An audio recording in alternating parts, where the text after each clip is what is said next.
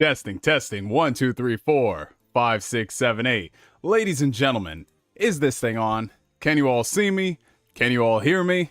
What's going on, people? What's up? Oh, what's happening, y'all? What's up? All right, so I did my due diligence for a change. I've actually got the chat already over here, ready to go, so I don't gotta pop it out right quick. Oh man, but what's going on, people? What's up? Everything sounding good? How are the levels? Am I peaking? Can you guys hear the music decently enough where it's just ambiance in the background? How are things looking, you guys? I feel like I'm a lot closer to the camera than I usually am when I do these Ask Neo streams. Now, that might be because I haven't been here in a couple of weeks. It could just be that. It could be all in my mind, like Wonton pretending he an insider. But yeah, just let me know, you guys. Just let me know. All right, so let's go ahead and start out at the top, while we give a couple people some time to get in this room. We got David Biglad in the chat. What's up, everyone? We got Dylan Collins. At least Flame isn't first. Absolutely, at least Flame isn't first. Isn't it a good thing when Flame isn't here spouting that usual nonsense? It's beautiful. It's a beautiful time to be alive. What can I say? We got Hibachi in the chat. I want to be first. Well, sometimes in life you don't want to be first. Hey, where's Acebreaker in the chat? And I know me saying that, he's just going to pull up. It's either going to be him or Cutter Freeman. One of those two wild dudes. Let's see, who else we got? We got Pooh Bear in the chat. We got Long Live Kevin Samuels with the $1.99 super chat. I wasn't even streaming and this man donated. He said, Starfield Gas Giants. Oh, brother, we getting messy. We getting messy real early. Speaking of being messy, I have contributed to the mess that is on the floor right now, the floor that we can step on and explore. You guys go check my Twitter and you'll see. Who else is in here? Oh, we got the homie Asbel Lance in the chat. Asbel, my brother, long time no see, dude. I know it's just been busy with our schedules. We haven't had you in an As Neo stream, but it's good to see you, my brother. Good to see you. We got Nintendo the Otaku. Not good to see you. Not good to see you. Jesus. We got Beetle Rods in the chat. Let's go. A surprise stream. Yes, it is I could not go the end of the month with only doing one Ask Neo stream. I had to at least get it 50-50. You know what I'm saying? Like, start at the month, end of the month. It's all about balance, as all the people say. Work-life balance and everything. We got Otaku Underground in the chat. We need to bully Neo into watching One Piece. What do you mean bully Neo into watching One Piece? Oh, you're talking about the Netflix show, because I was about to say, I'm like, I've seen One Piece. I might be like a year behind, but I've seen One Piece. But no, I'm definitely going to check out the One Piece Netflix show. Honestly, like, listen, I think that all the promo material has been kind of goofy, kind of fan filmy vibe, looking like it's like Party City got a big discount sale going on. But honest to God, I think it might be somewhat decent. You know what I'm saying? I feel like it might not be great, but it could be decent enough that we get put in the right direction where it could be great. I mean, depending on how long this thing goes. But yeah, I'm gonna be watching One Piece. I don't care. I'm gonna contribute a view. I'm not gonna be one of those people that's like, oh man, this show that I watched was absolutely terrible. Why is it getting the second season? Well, because I watched it. That's why. Now, I'm definitely gonna give it a shot. And if it's decent, I'll come out. I'll speak my piece. If it's trash, I'll talk about that too. Let's see who else we got in here. We got J Fam in the chat. What's going on, Jay? How you doing, my brother? We got Julian Phoenix who says, are you NeoGameSpark because you're the strongest, or are you the strongest because NeoGameSpark? Oh, isn't that the question of the day? That's a question. That's a question. We got Valkyne24 in the chat. What's going on, Maddie?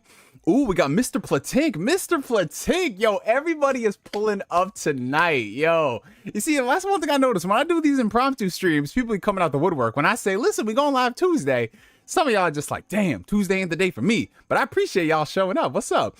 Okay, so we got Mr. Platink's comment. Here we go, guys. Get ready for this. My man, on a Wednesday, now that I'm free. Oh, nothing like seeing this handsome man on hum during the middle of the week. It's never, like I said, it's never a dull moment when Mr. Platink pulls up in the chat. But what's up, Platink? I hope you're doing well. We got PierretheGamer, who's been a member for the past 28 months, the Spirit Detective tier. My brother, I appreciate you. He says, in Starfield, we trust. Yes, definitely. If you know what it is? After this past week, it seems like you need a certain level of intelligence to truly appreciate the field of stars that Todd Howard is crafting. Oh, God. All right, so we got John the Don. What's up, my brother? We got Shawn Wilcowski, T- now. We got Rhino54, Kingpin. What's going on, my brother? Dímelo, loco, que lo que? Hey, what's going on, my brother? How you doing? We got Bit Fernaldi in the chat. What's up, my guy? We got NKDN. We got Muhammad in the chat. Yo, been a while since the last time. Hope you all good, buddy. Yo, we doing good, guys. It's a celebration, y'all. It is gaming season at the end of the summer, man. We had Baldur's Gate come out. You know, we have Sea of Stars that just dropped. We got Starfield coming out this week. And then we got a whole bunch of other games coming out September. October, we got Spider-Man and Alan Wake. Shit is looking absolutely ridiculous, but it is a beautiful time to be a gamer. And would y'all believe it or not, your boy Neo has been out here getting close to finishing some games, man. I'm a little more than halfway done with Jedi Survivor. That should be done in the next couple days. I can't believe it. I can't believe it. Look at this man, Neo. And then in his spare time when he wasn't playing Jedi Survivor, he been playing some Live Alive. It's crazy, man. It's crazy. It is fucking insane, man. I'm just as surprised as y'all. Fucking insane. Who else we got in here? We got Aaron Stallings. What's up, Aaron? We got Exploit in the chat. We got CB That Guy. Hope y'all doing well. Who else is in here? We got Mr. Degenerate. Yes, living up to the name, I hope. We got Azula's Death. What up, what up? Who else here? We got Lapis Arsene. What up, what up? We got the Rider 04. Oh, yeah, we definitely gonna talk about that Sony stuff. We got Burnt Easy in the chat. We got Taku and Hiwatari. It's looking like I canceled my PS Plus subscription. Yo, it's they definitely being big cocky, big man cocky. We got the Big Sambroski, new glasses. Oh no, these are the exact same glasses that I've had for the past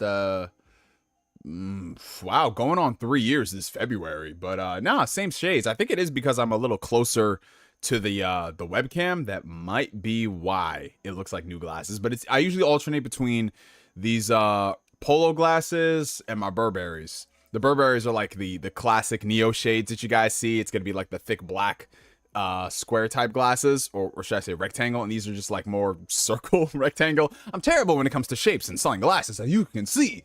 But yeah, y'all know the differences. Y'all know the differences. These are much skinnier by comparison to the other ones. But I like them because they're very, very lightweight by comparison. Let's see who else we got in here. We got Gene Joseph. What's up, my guy? Let's see. We got the Human AI God. What's up? What's up? We got Red Sage. What's going on, you guys? We got Video Game Lover. What you doing? We got A Omega. What's good, my Neo Negro? Neo Negro. We got Negro GameSpark in the chat. Yes, sir. Let's see. We got Huey Freeman in the chat. Hey, yo, where's Riley? Where's Riley, my guy? We got The Arsonist. I hope this stream stays Christian, isn't full of mayonnaise debauchery. Well, listen, it's funny you mention that, because there will be no mayo in tonight's stream, because I am out of mayo. It is what it is. What can I say, guys? So you guys are safe for another live stream. You live to fight another day. We got B-Rex Media. What's up, my brother? We got Julian Harris. We got Sora Life Story. Jalen Brown is in the chat. Oh, there's my boy Ace Breaker. What's up, Neo 6-inch GameSpark? Hey, yo.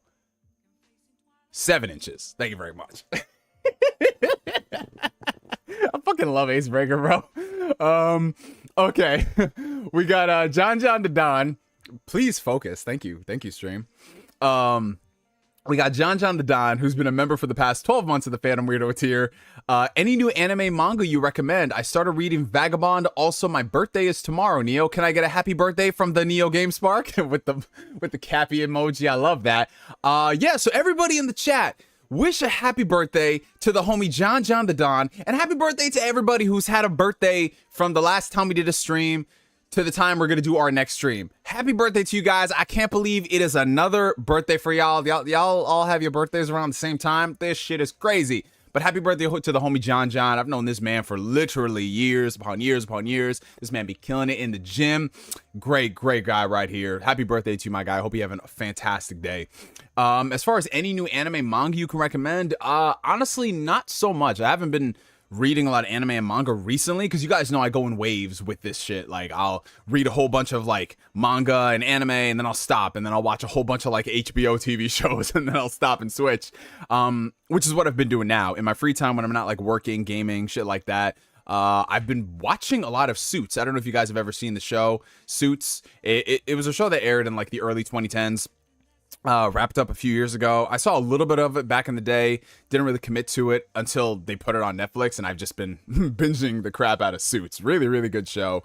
I'm already on the 3rd season. I think after the 3rd season, I'll take a break for a bit and then go back to catching up on some other stuff. But yeah, any manga and anime that you guys have been like watching or reading recently that y'all want to recommend to John?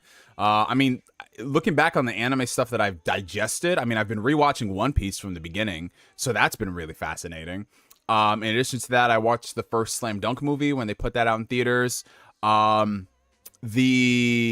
sister, there was this thing at the Japan Film Society in New York City, and they show like a lot of culturally significant Japanese films, and they showed this movie from this series called Revolutionary Girl Utena. Now, I've always heard of the series in the past. I've never watched it at all, but everyone always talked about it. At least in like the circles of like people who appreciate like anime more than just like shonen or what's popular and stuff. And my sister was like, "You want to go to this thing? They're showing a movie that's kind of, it's like you're watching the series, but at the same time it's its own thing." And I said, "Fuck it, sure." And I watched it, and it was fucking crazy. It was cool. Different type of shit. But yeah, man, I'll probably get back into like my anime binge here recently, depending on how that the One Piece series treats me. If it gets me really excited to like continue this One Piece rewatch, that'll probably bleed into other aspects and watching different shows. But let's see, who else is in here? We got Benjamin Woodham. What's up? Let me just do these shout outs real quick, and then I'll get back to the super chats. I appreciate you guys so much. Oh, let's see who was in here. I think I shouted out almost everybody. Oh, we got Overly Critical Anime. What's up, my guy? Okay. Wee Man on Wheels. What's up, my G? How you doing? Okay. Let's do this real quick. Okay. Got that. I think that's almost everybody. Almost. We got Childish Bambino. What's up? J-Fam, of course. We got Cold in the chat. We got Nice Ceratops. What up? Been around since the Kingdom Hearts 3 coping videos back in the day when Lil Man Neo was starting out. Still love the content, brother. Thank you, my guy. I appreciate that. Yeah, that was Baby Neo. Baby Neo, who thought that Kingdom Hearts 3 would come out in 2011 or 2012. Yes, that was the predictions back in the day, bro. But listen, in my defense, oh, what's up, Big Nate? How you doing, brother? Listen, in my defense, you guys, that was an era of video game development where we just had a crazy amount of heat coming out. Like, bro, from the years 2006 to, I want to say, like 2012, the amount of heat that was dropping, bro, we had like 3 Uncharted games. We got the Gears of War trilogy. We got Mass Effect 1, 2, and 3. You know, we got Red Dead Redemption. We got GTA 4. A year later, we had GTA 5. Man, there was so much. We had Dragon Age Origins. Apparently they did a Dragon Age 2 in the mix. We had BioShock 1, BioShock 2. Like, there was just so much heat back in the day. So, excuse me, if I, in my young adolescence ignorance, thought that maybe Kingdom Hearts 3 could have been one of those games released. But no. No. We had Oblivion. We had Fallout 3, Fallout New Vegas. Man, it's beautiful times. And then we got Skyrim after that. Oh man. But okay, I think I more or less I think I shouted at everybody, right? Correct me if I didn't. Oh, we got King Metro Chan, what's up? And if I did not shout out everybody, y'all will correct me in the comments promptly. But yeah, let's go ahead and get this intro out of the way, you guys. Welcome to another fantastic and fabulous episode of Ask Neo. If y'all are tuning in for the very first time, welcome. Ask Neo is my Q&A series where you guys ask me questions and I answer them to the best of my ability. Now, if this is your first time tuning into Ask Neo, I just want to let you guys know this right now. There is no real flow, rhyme, or structure to this showcase. We don't really have any particular, like a structure of topics that we got to hit. It's basically going to be us chatting, us having fun, talking about stuff that happened throughout the past couple of weeks, some spicy stuff that happened in the gaming industry, you know, the stuff we've been watching, the stuff we've been playing. It's just a place for all of us to just get together and hang out, except I'm just one guy sitting at the computer and I'm just beamed into all of your TVs and game consoles and mobile devices and all that. Actually, I'm curious because, you know, every stream I ask you guys where y'all tuning in from, time zones and things like that. But I'm curious, what are you guys watching this particular episode or past Ask Neo episodes on? Do you guys primarily like play video games and you have it in the background on your laptop or on your mobile device? Are you one of those people that just like turns on the TV and you just sitting there with your bowl of Fruity Pebbles or Frosted Flakes? Like, how do you guys be watching the stream? And are you just like watching the stream? Do you got it in the background while you're taking care of like errands? Are you at work? Are you coming home from work? Are you playing a game? Let me know, you guys. And while y'all answer those questions, and be honest, if you're watching this and you on the toilet, by all means, man, but hey, listen, make sure you wipe and then you make sure you wash your ass. It's very important. What a lot of people don't realize, and this is extremely important nowadays, especially the older you get, it is very important when you in the bathroom, especially if you're in the comfort of your own home, wash your ass after you wipe, man, because it's not just wiping stuff, bro. You got to make sure your ass and your ball sack and everything, all that stuff is clean. So after I wipe, I got some nice little like aloe vera wipes near me. Really good. They like cucumber and citrus scented. Very, very nice, organic, all that good stuff. You wipe and then you wipe with that one. It's beautiful. You feel like a new man. You feel like a new man. And listen, the ladies will thank you. Anyways, yeah, let me go ahead and address the super chats real quick. And like I said before, super chats are a great way to support the channel. Super chats, channel memberships. We have a lot of channel members in here, a lot of mods as well. People who are members of the stream, post your favorite emotes down below just to show the people a bunch of the cool stuff that they get if they subscribe. And also, once again, shout out to the homie J-Fam for putting together all of those emotes and things like that. I know we're going to get some good ones in the future as we get closer and closer to other big games that come out.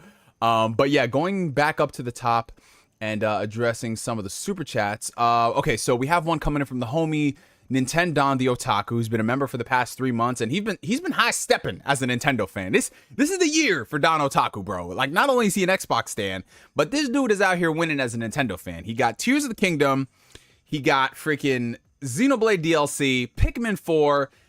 Then we moving into Mario RPG and then Super Mario Wonder. It's a good time to be a Nintendo fan, man. Metroid Prime Remastered, holy, crazy good time. But he says, Starfield will be good, I guess, but, oh God, here we go. Now, remember, these are his words, not mine. Starfield will be good, I guess, but Sex with Hitler 2069 plus a tub of Vaseline is the true Gotti. That's game of the year for those who don't know. Maybe even the generation. Sex with Stalin is runner-up. Wow, so there's sex with Stalin. There's sex with Hitler. Is there sex with Mao? How about sex with Reagan? Like, what is going on here? Do we have sex with Clinton too? Maybe a George W. Bush? Maybe a Jeb Bush, or Jeb Bush not cool enough for that. He think he part of the team, but he not, bro. Wow. Look at that. You guys, you learn something new every stream. Unfortunately, against y'all's will, you learn something new every stream. What can I say? Except if you guys are enjoying the stream and this content entertainment, hit that like button. Helps out the channel tremendously. We got a $2 super chat from Long Living Kevin Samuels. Did you see that start screen discourse? Yo, okay. All right. So first things first, as you guys know, this is our TV static beverage of choice for today. We got Schweppes sparkling seltzer water. This is a lemon lime flavor. I know I've just turned off so many people. But that shit is tasty as fuck, bro. Tasty as fuck. Argue with your absent father. Anyways, so yeah, no, we're gonna talk about the Star, because now we have 2 pieces of Starfield discourse to discuss this week. You take a week off of As Neo, and shit just starts imploding in the gaming community. We got a $2 Australian super chat coming in from the homie Maddie. Starfield equals meh. Sea of Stars equals winning. Must we really pit 2 bad bitches with the name Star in the title against each other? Must we do that, Maddie? You just choosing violence, I see. You just choosing violence, my friend, as usual. That's what Maddie is about. Don't let the nice the cheerful Australian smile get at you. That man, Maddie, listen. Okay. So we have a $5 super chat coming in from Blue Senshi 19. So I bought Persona 3 FES before Reload was announced. So just going to okay, I think you're gonna say, so you're just going to play it till February or wait till February, I assume. But you've been playing Red Dead 2 and I wasn't expecting a stream today. Yes, I'm the master of surprises over here, man. I'll be popping up with all these crazy things. You guys never know. Dare I say, you'll never see it coming. And then Acebreaker chimes in saying, hey, that's my catchphrase, bro. Listen, y'all, the less y'all know about Acebreaker, the better. $2 coming in from Julian Phoenix. What are your thoughts on Dune Part 2 being delayed? I am sick. Oh, dude, I am not only sick, but I am screaming, I'm crying, I'm throwing up. That's a topic as well. I got a list of things. We have the Starfield discourse, Dune getting delayed, and then whatever else. And $2 super chat from Julian Phoenix. Thoughts on Ahsoka and Blue Beetle? Yep, same thing. Those are on the list as well. Julian Phoenix is a mind reader. He knows what we're talking about. $2 from Don Otaku. Topo Chico Schweppes or whatever that shit is called. Topo Chico, I've never had that before, bro. But I like Schweppes a lot. Schweppes is like, well, I mean, honestly, I'm a pretty frugal guy, so I go with what's on sale within good reason to the quality. So for me, it's always the shit that's Costco for seltzer water. So that's vintage. I love vintage seltzer. Unfortunately, Costco, they don't have the variety pack, so it's just the regular one, which is fine. But every now and then, if I can't make it out to Costco and I have to go to like ShopRite or something, I'll just pick up Schweppes. Every now and then I'll mess with Polar. There was another brand I had for seltzer. I forgot. I just had it. I don't remember. But yeah, I love seltzer. Seltzer is fucking good. Oh, it's Topo. It's not Topo. Shit sound like a Dragon Ball character, honestly. But yeah. Okay, so I'm gonna read some of y'all's answers to what y'all be watching. Okay, so Acebreaker says I'm watching on the 3DS. Oh yes, the way Martin Scorsese intended. Let's go. Ask Neo on the next Delta Airlines flight. Let's go. I usually play games while I'm watching. Playing games, listening to the background on my PC in the background. On my PC, got in the background while editing. Yes, sir. I'm working right now, waiting for IT calls. Hey, my man. There you go. Get paid for that shit. I would have your stream on while doing homework. Oh, you are a smart man, Black Swag. You gonna save the world, because I can't have anything on when I'm doing homework, bro. Unless it's something that's just like, I know like the back of my head and I could just like do. I can't have shit going on in the background, you know, especially if I had to write like an essay or whatever. Like I gotta get into a good headspace to do that stuff. But I see you, man. I see you. Let's see. I listen at work. That's what I'm talking about. That's what I'm talking about. Love that for y'all. Love that for y'all. Okay, you're looking for anime and steelbooks on eBay? My man. There we go. Find any good deals? The TV while playing the Steam Deck on the couch. Yes, sir. Shout out to the Steam Deck boys. Let's see. Hey, yo, what is happening here? Honestly, I don't know. It's a bunch of crazy stuff happening in the chat. Crazy stuff happening in the chat. But yeah, it's good to see you guys. As always, it is a pleasure and a privilege to be in y'all's presence. Well, most of y'all. You know, some of y'all just unfortunately have internet access like Don Otaku. You know, I thought he lived in the boonies part of Texas, but no, apparently they get speeds faster than dial-up where he lives, so unfortunately he's here. Okay, so all right, you guys ready to get spicy? Are you guys ready to get spicy tonight? Is everybody ready to get spicy? If you are ready to get spicy tonight, type it down below in the chat. Type it down below in the chat because I'm getting my mind ready for this. I'm getting my mind ready for this.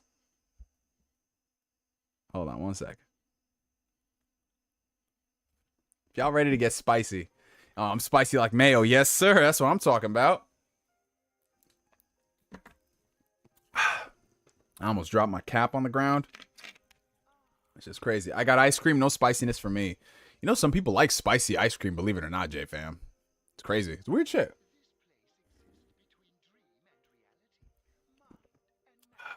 Oh, there we go, big lad. I like those emojis. I will get spicy, but I need to shower first. Hey, okay, listen.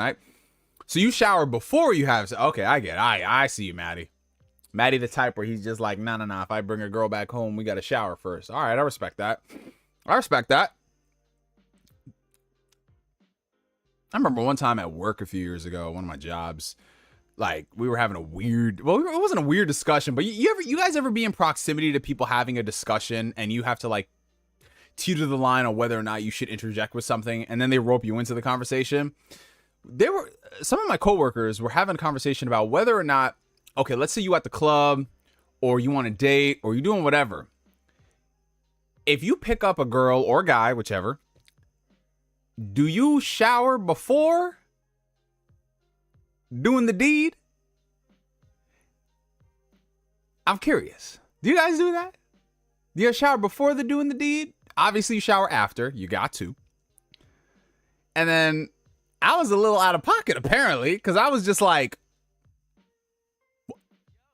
if I'm going out on a date with the girl, I would assume she would have showered, you know? But if I'm on a date with a girl and it smells like bread is bacon and it's the catch of the day on the side, I'm not bringing that back home.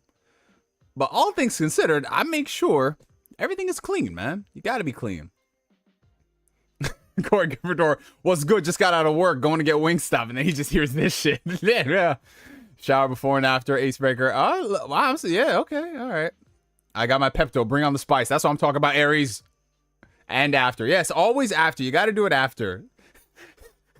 Human AI God's like, nah, you got to do it in the shower. Listen, kill two birds with one stone. I respect it. Then do you want the soap to go? Okay, anyways, we're getting kind of raunchy. This is a Christian YouTube stream, and it is not crazy hours yet. All right, anyways, listen, relax. I always wash my nuts before, as you should, Gabe, as you should. Okay, it's time to get spicy. It's time to get spicy up in here. All right, you guys. So in the weeks that I have been away, there's been, of course, a lot of discourse in the gaming community. Oh, shock and surprise, man. Crazy stuff happening in the gaming community. The gaming community that went crazy over the fact that you need a screwdriver for the PlayStation 5 stand? How could you even accomplish this? The gaming community that thought Xbox Series X's were going to blow up houses? How could this be? So the next in the long-running list of crazy stuff that is a problem, apparently, more so than Puddlegate 2018, we've got this new game coming out from Bethesda. I don't know if you guys have heard about it before. It's this little game, little indie project that's like 25 years in the making. 25 years, also how long Acebreaker has gone without wearing a condom. It's this game called Starfield, right? Starfield, it's coming out in actually a little less than 24 hours if you pre-ordered the early access. Also, for those who are listening, did you guys get the Starfield early access? Or are you going to be playing it tomorrow? I know it's a stupid question because most of you probably are this weekend. Me, myself, and I don't, just based off the nature of my second job. I work on the weekends. I work the evening shifts. And by the time I get home, I just want to relax and sleep and, you know, not really play games like that. I usually watch a lot of movies when I get off of work. Games, I'm just like, I'll play it on my off days, which is how I get most of my gaming done Sunday nights through Wednesday. And then like Thursday, Friday, Saturday, and then most of Sunday, I'm either working or working out, or I'm just like not playing games. But yeah, so I'm not getting the Starfield early access because the earliest I can conceivably play it would be late Sunday night.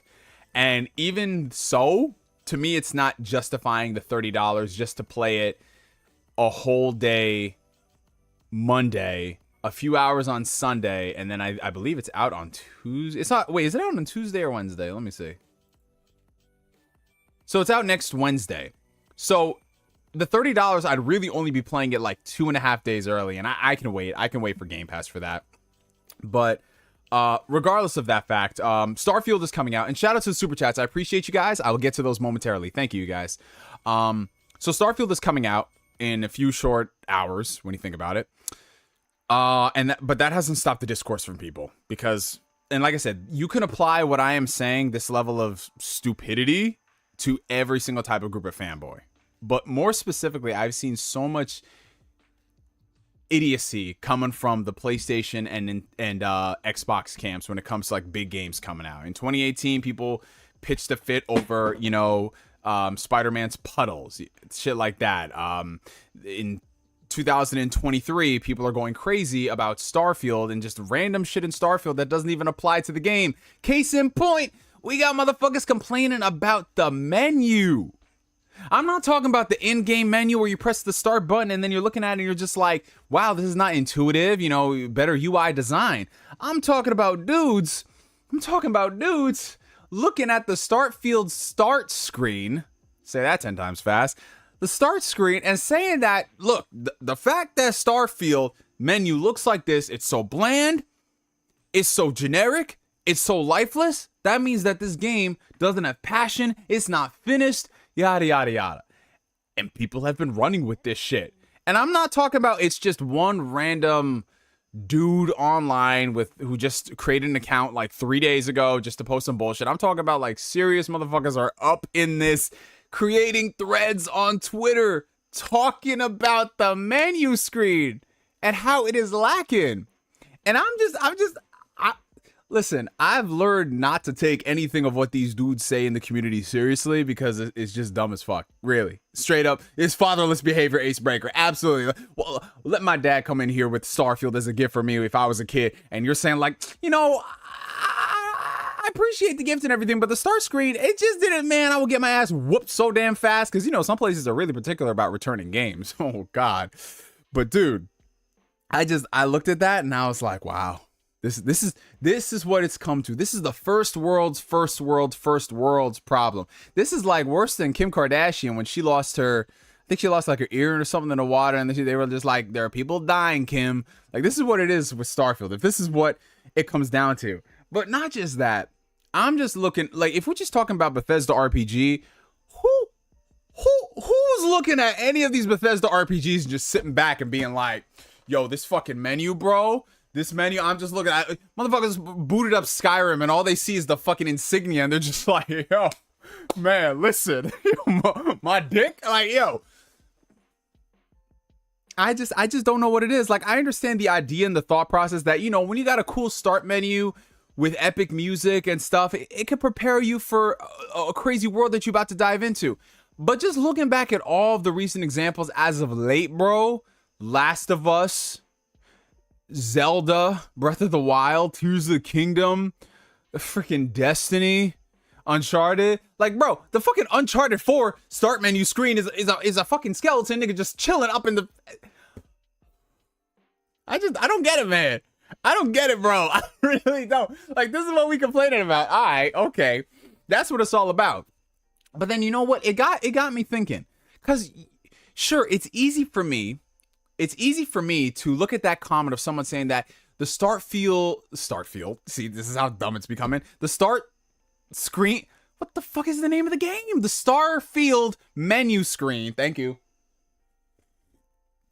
I can assure you, I am somewhat literate. It's easy for me to just judge that person saying that, listen, it's just so stupid. Looking at the screen like that, it's just so stupid. But guys, listen. All right, you guys. All right. I just want everybody. I want everybody to put themselves in that person's shoes. What if that person, what if they played a game? What if they played a game where the start menu screen fundamentally changed their entire worldview? Let's just think about that for a second, right? What if they played a game that got them to acknowledge their kid for the very first time in their life. Who are we to judge if the start screen in God of War 2018 made this person a better father? They made this person a better parental figure. Who are we as individuals to take that away from that person, where God of War 2018 start screen made them a better father? Likewise, who are we to judge if playing Persona 5 took this man who, for all we know, may or may not have been deaf. He may have been deaf. He may have been hard of hearing.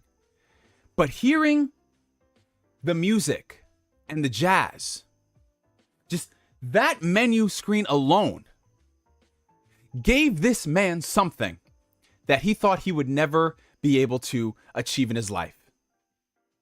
It gave him the gift of hearing. It's not so funny anymore, huh? Not so funny anymore. And that's what I think we need to do as people in the community. We got to humble ourselves just a little bit, because we never know what these title screens can do for people. Let's take another game. Since we talked about a lot of PlayStation stuff, let's just move it all over to the Xbox side of things, right? Xbox fans. Okay? What if this man played Gears of War in 2006? What if he played Gears of War and just looking at that association of words, Gears of War, that helped give this man the fuel and the fire to fight the own war in his heart. It got the gears turning, all the cogs and all the gears in motion to fight the demons inside that war. What if, dare I say, this man got Halo Reach, and the name Reach taught him to reach for the stars? What if that is all he wanted to do? He played Halo Reach, and that title, Reach, prompted him to want to reach for the stars, and the star in question was Starfield, and the menu didn't live up to it. This is some serious stuff that we really gotta put into consideration here. And I don't see anybody talking about this. I really don't. You know? I really don't.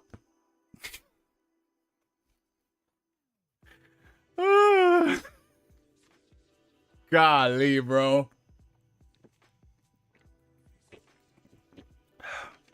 Man. You guys do not know how hard I was trying to just not bust out laughing from that shit. Oh, bro. I didn't realize it was sarcasm. It was too late. If you made it this far in the stream, Benjamin, it's too late. Nah, but in all seriousness, that's just idiocy as usual. But, you know, it's the gaming community. However, the gaming community doing what they do best, they find a way to one up the last stupid take. Keeping it in the realm of Starfield. We had an incident. Yesterday involving somebody online, if you're on Twitter. And it's the usual when you see dumb stuff from all types of fanboys. Like I said, it's not just PlayStation, it's Xbox too. Nintendo dudes, yeah, they do stupid stuff as well, but they're in their own camp. They're chilling. PlayStation and Xbox are the ones who are just like, you know? This individual looked at Starfield, and he saw that you couldn't explore particular planets, and saying that the game just keeps getting worse and worse. Because you can't explore planets that are made of gas, that are gas giants. I mean, what is next, ladies and gentlemen? Oh, can we not walk on the sun in Starfield? Like, honestly, like, Bethesda needs to answer. They need to answer for these transgressions, man. We can't walk on any of the gas giants. We can't walk on the sun. Like, what are we really paying $70? What are we really paying $17 a month for? Honestly, I'm concerned. Chris, how high are you right now? I'm actually not high at all, bro. Well, I'm high. I'm high on life. Yeah, it just came out on PlayStation not too long ago. Shout out to like the 3 people looking forward to it. But yeah, dude, I was stunned. Like, that Starfield menu screen was one thing, but when I found out someone doesn't know basic astronomy, like astronomy 101, which you learn in 5th grade, I was just like, you know what? Maybe No Child Left Behind was a mistake. Maybe some of these people should have been left back. Like, I'm sorry, like, not whatever it takes, yeah, to get an education. That also implies that you actually know the content, the reading material. And we just pass the motherfuckers, bro. Dude, I can't. You know, I can't even tell them to go touch. You know what? I will tell them to go touch grass on the sun. I'll say that much. But anyways, I'm going to take a break, and I'm just going to go ahead and get back to some of these super chats real quick. So shout out to other people who've been donating super chats recently. Thank you guys so much. $2 coming in from Blue Senshi 19. What do you think about the PlayStation Plus price increase? Oh, yes. You know what? Let's just segue. We bashed on some idiots. Let's talk about some other bullshit that PlayStation has got coming up. So you guys are familiar, PlayStation Plus. That's been the subscription service associated with the PlayStation products. Started out on the PS3 in 2010. It's been available on things like the PlayStation Vita, PlayStation 4, PlayStation 5. You know, it's been a service that definitely has had its ups and downs in the years. At one point, it started out as like an optional service for PS3, and then it became a primary service on PS4 if you wanted to play multiplayer games online, which kind of sucked at the time because PlayStation was vehemently against paying for online. That was something that they always mocked Xbox for during the PS3 era, and then they were just like, fuck, with the PS4, we're just gonna sneak it in there, but nobody complained about it because they were kicking the crap out of the Xbox One. So they added online. They do monthly free games, and every now and then you get some good stuff. Every now and again you get some garbage. Recently they had a revamp where they launched different tiers of PS Plus, whereas the standard PS Plus, which was like $60 a year, that's now called PS Plus Essential. So if you wanted to play online and get a couple free games, that's that service.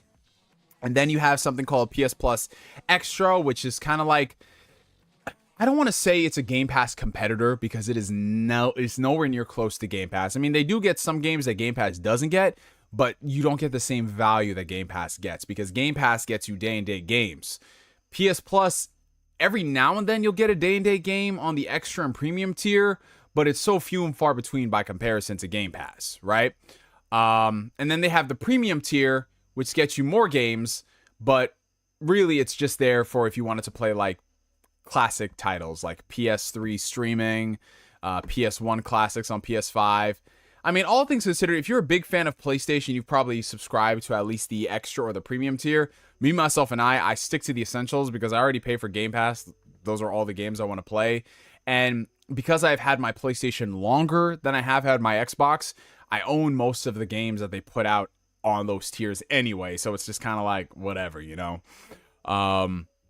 But still, it's one of those things where it's like, as a subscription service, you need to consistently add value if you want to retain subscribers and also grow subscribers. And one of the things that PlayStation really hadn't been doing recently, and this is not just PlayStation, it was Xbox too, because, you know, Game Pass kind of had like a slump for a while, and now it's been ticking back up.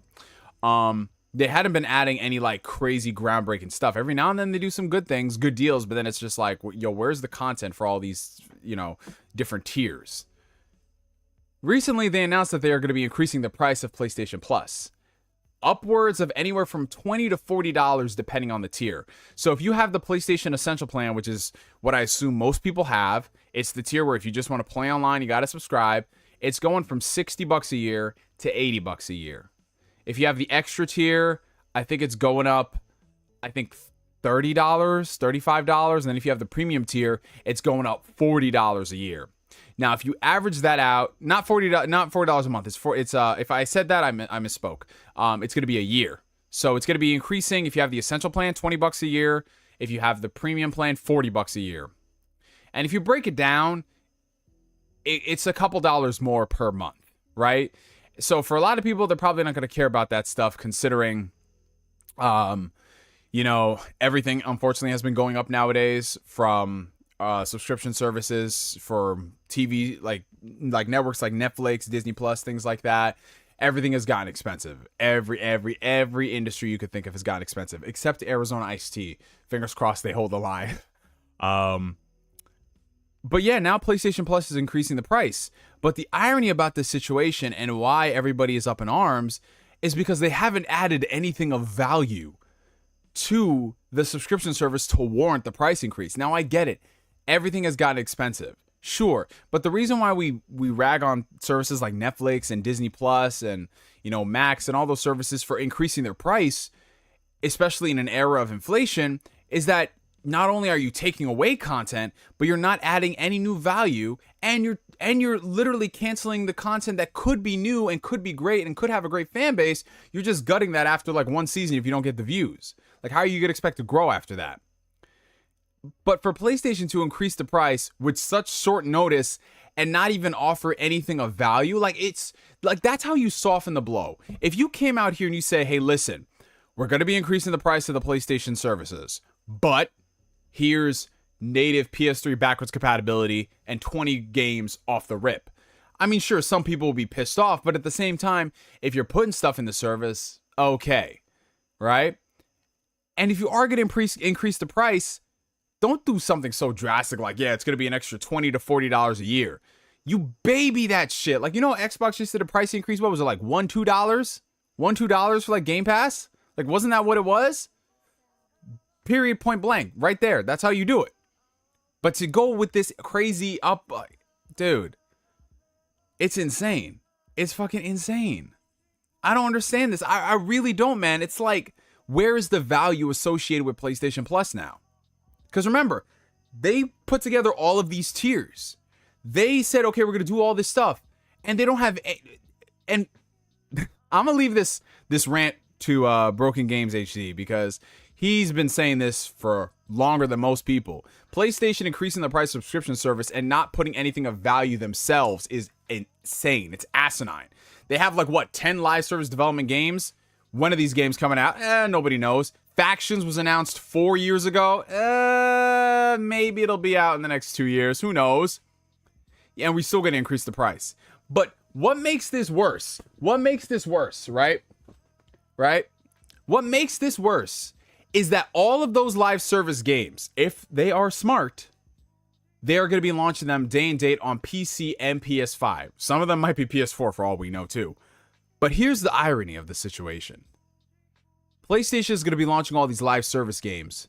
They're going to make motherfuckers subscribe to PS Plus on consoles to play it, and on PC that shit going to be free.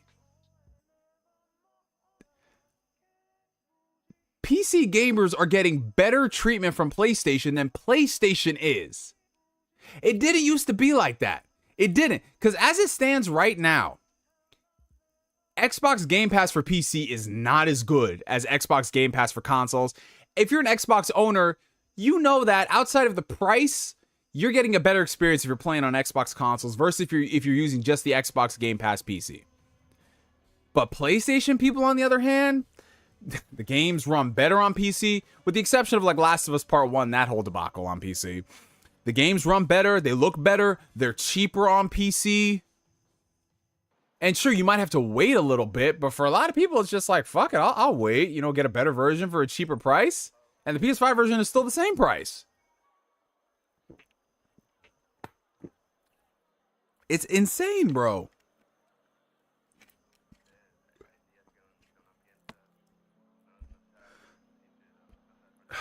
That's just sad, bro. That's just honestly sad. Instead of adding value to the service, you just increase the price. At least with Xbox, you get the day one, day and date games. You get the Starfields, you get the Forzas. You're going to get all the other games coming out. With PlayStation, you increasing the price and you ain't adding shit, bro. You're not adding shit, bro. That's insane, man.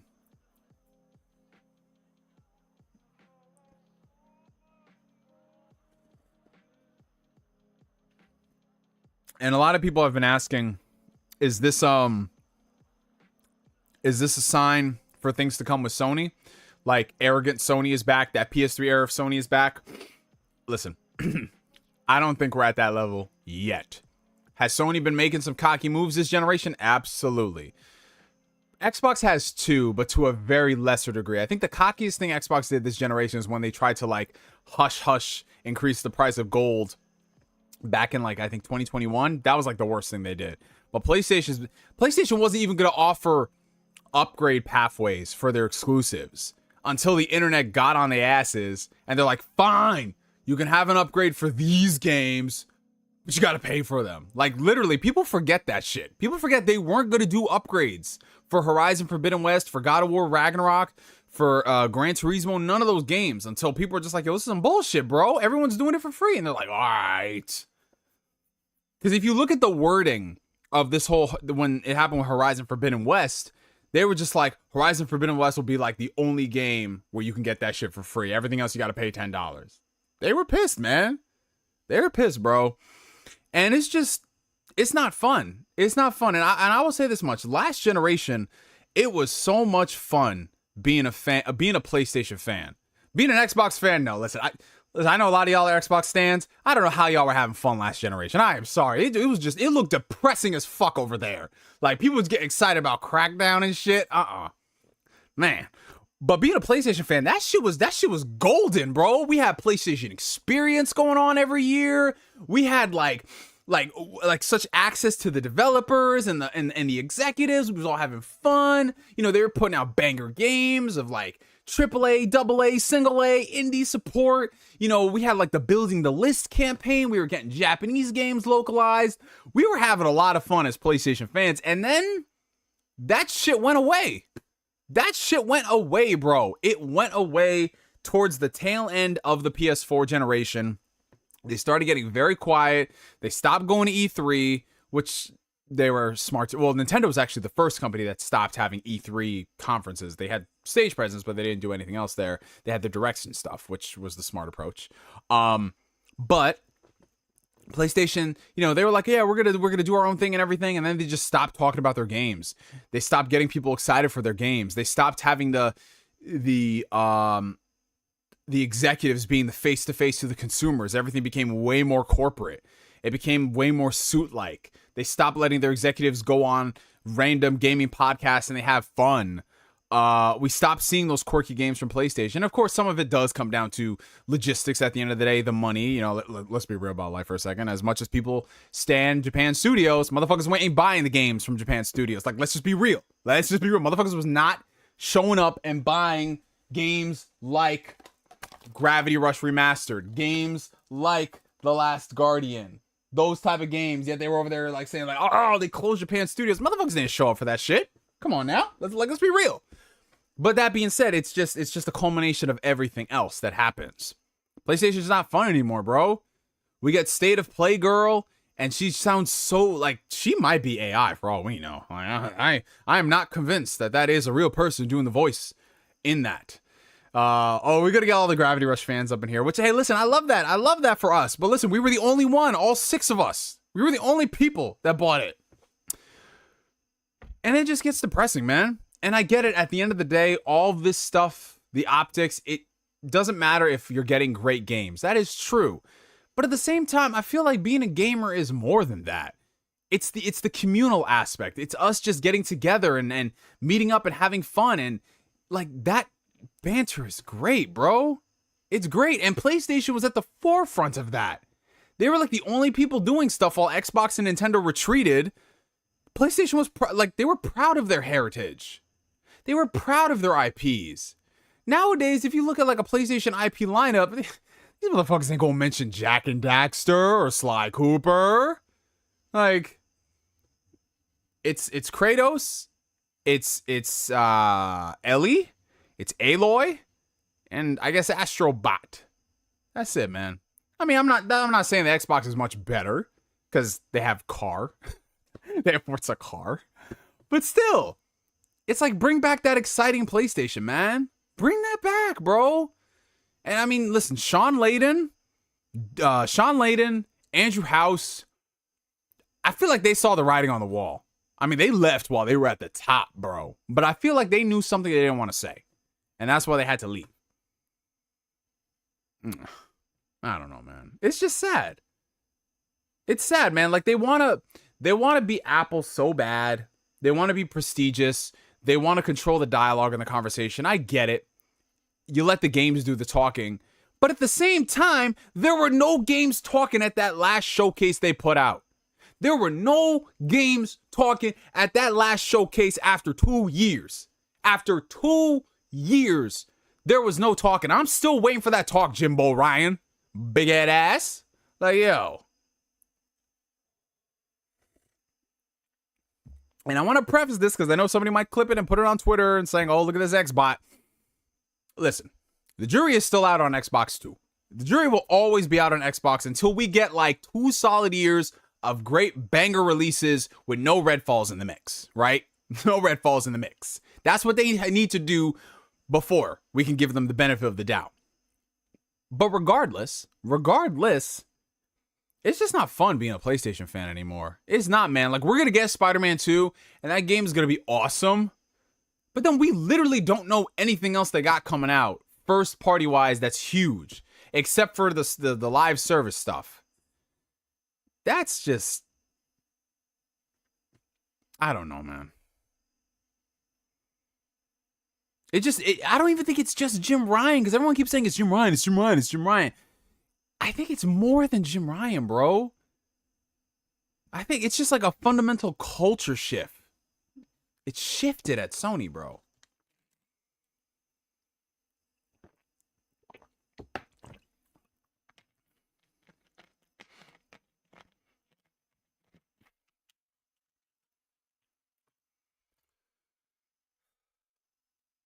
Anyways, okay. So that was that super chat. Julian Phoenix is like, oh yeah, I got my money's worth that one.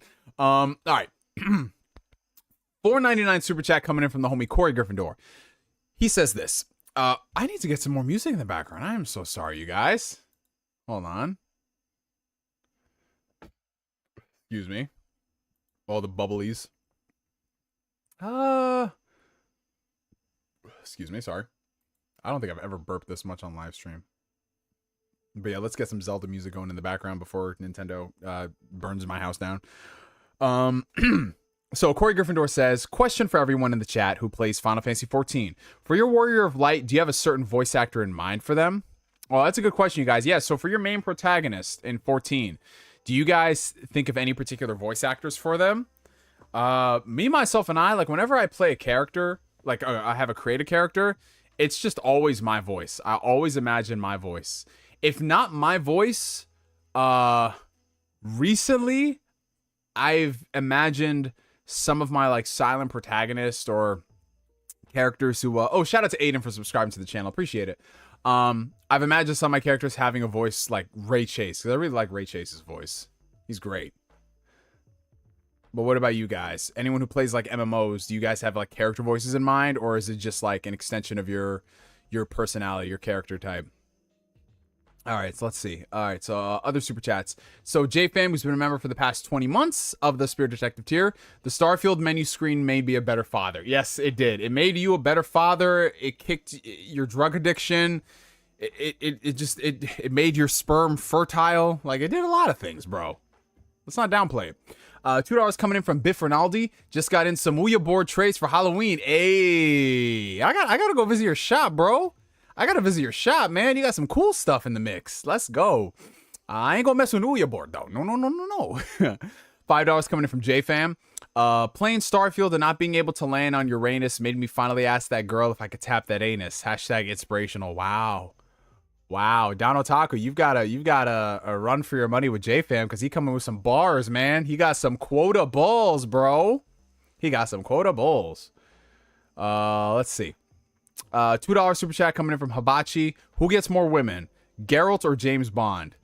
Well, the thing about James Bond is he's able to pull, but James Bond ain't, well, up until the most recent movie, James Bond ain't really like a relationship type. He's just more like for the thrills and the theatrics and betting multiple different women throughout the movies. So I would definitely say Geralt, because those women are attracted to Geralt for who he is more than just his looks. And hey, don't get it twisted. Geralt's a good-looking dude. He got that like gruff type of vibe to him. But at the same time, Geralt's not like this big dude who's gruff. He's just like a chill, gruff, very like calm type of guy.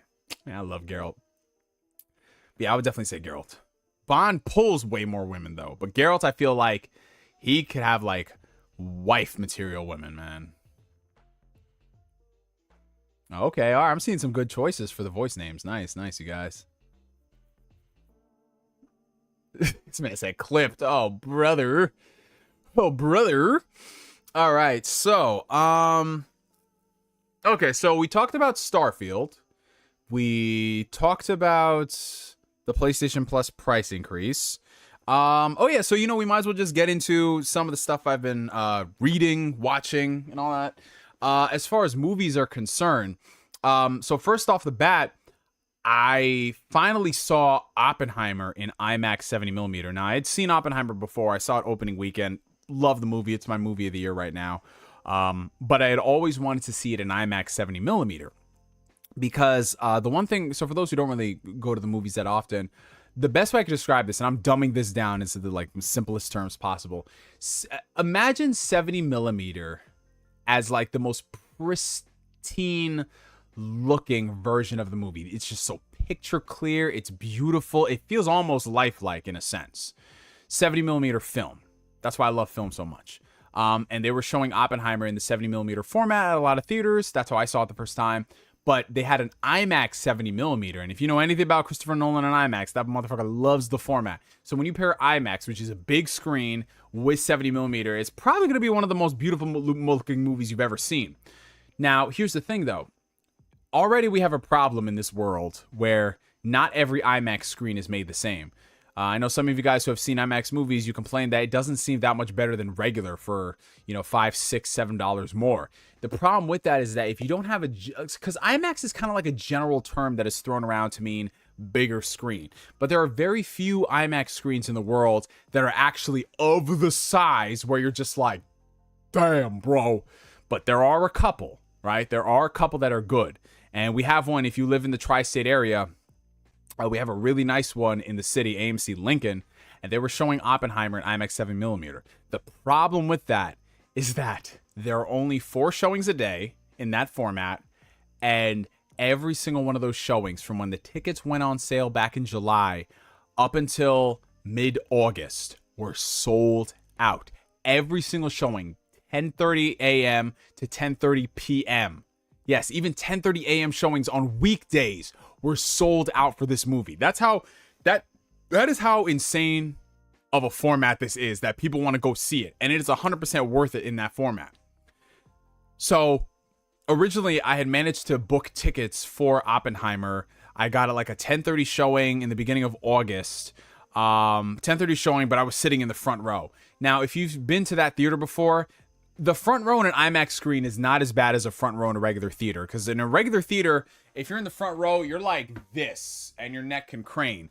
But in the IMAX theater, because the seats are farther away from the screen itself, you have decent real estate where you're not going like, fuck, But then, because Oppenheimer was doing so well, they decided to extend the theatrical run in IMAX to the end of the month. And once those tickets opened up, boom, immediately. So I got tickets for last Tuesday. I got better seats. I was like in the 5th row versus the front row, which meant I didn't have to worry about anything. And the funny thing is, it was me, my girlfriend Mabel, and my boy Jason, J-Fam. He's here in the chat. We saw the movie together, and dude, it fucking slapped, bro. Like, the movie is 3 hours. I loved all 3 hours of it, but just watching it a second time, being able to appreciate all the little things that I missed, and just that format, the beautiful just film on such a insane screen size. Like, man, I was out. Dude, it's fucking incredible. So if you guys do have like an IMAX 70mm showing of Oppenheimer in your area, go ahead and just book a ticket for it. It's just well worth it, man. It's so good. But even if you can't see it in IMAX, try seeing it in 70mm. Like, you're going to love that. There's something so genuine about just movies shot on film. It's great, man. It's so good. So I saw that.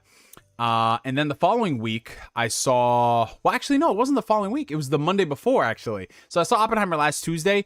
The day before, I saw Blue Beetle. Yeah, so Blue Beetle, I don't even know what you can classify this movie as, considering it's a movie that's technically part of the DCU, but at the same time, it's not. But it isn't part of the new DCU by James Gunn, so it's kind of in this limbo where James Gunn is like, yeah, you know, Blue Beetle will be a great character in our universe going forward, but is the movie itself going to be canon? Are they going to retroactively add it in there? I don't know.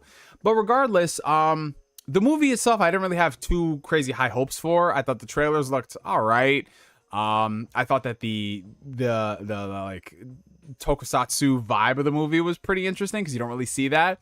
And I saw the film and it was alright. It was okay. It was definitely what I got from with the trailers is exactly what I got with the movie. Now, this movie, like I said, it is not going to win any awards. Focus, please. Focus on me.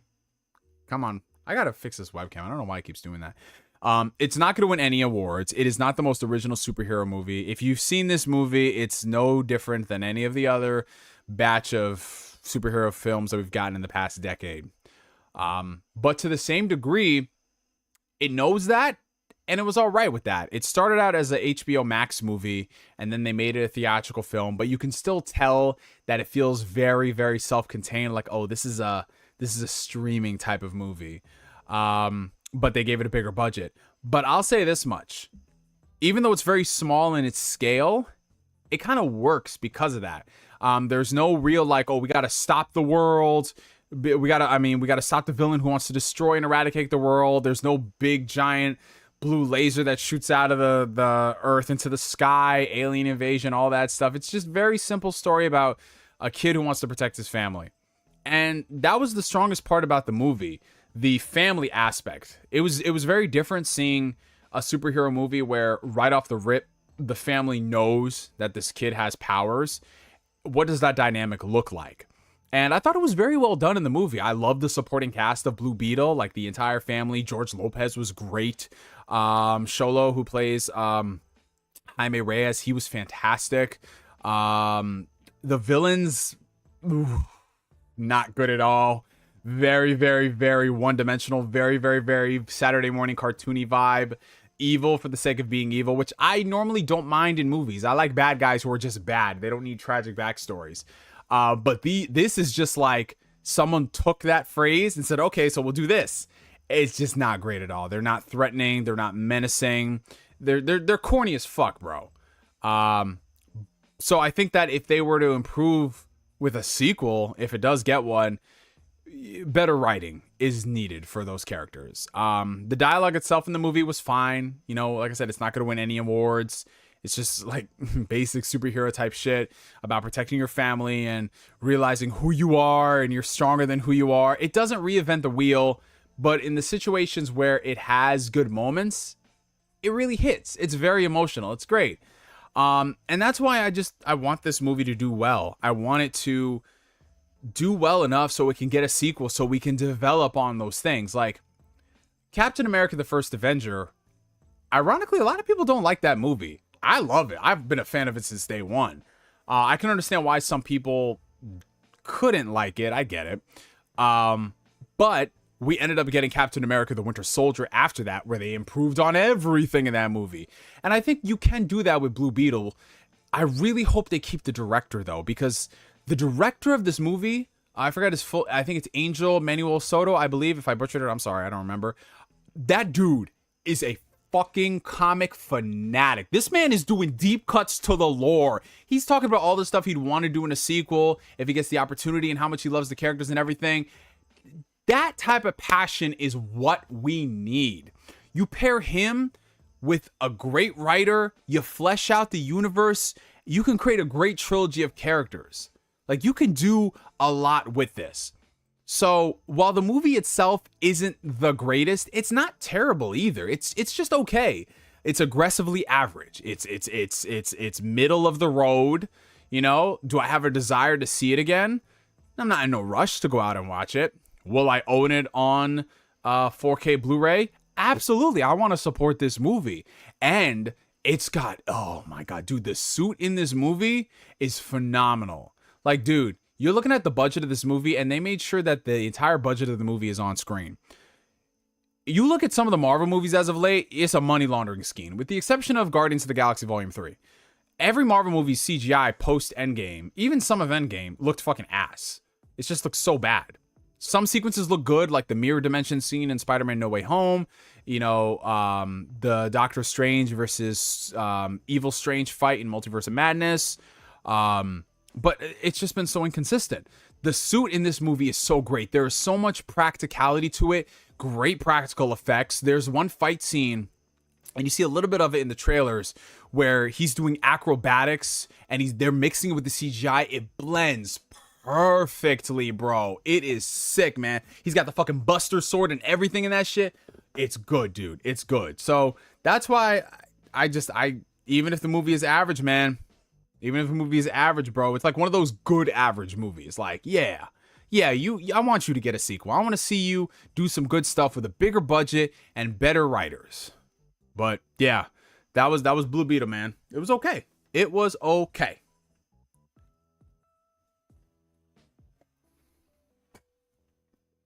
Oh, what's up, Chris Forth?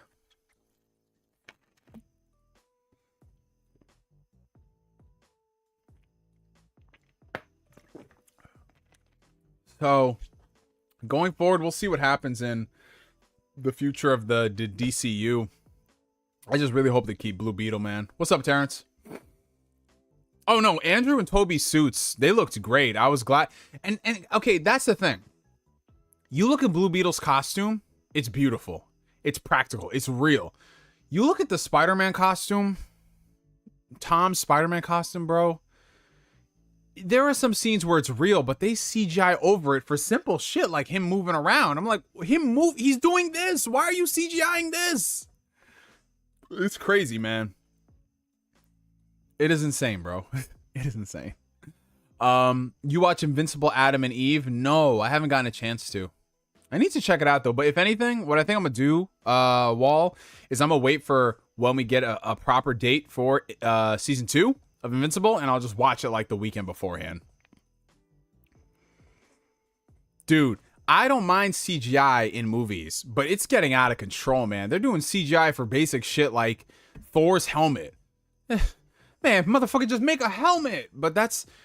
I don't want to get into my Marvel hater rant. I already do this enough, you guys. I already do it enough. I'm not going to do it again.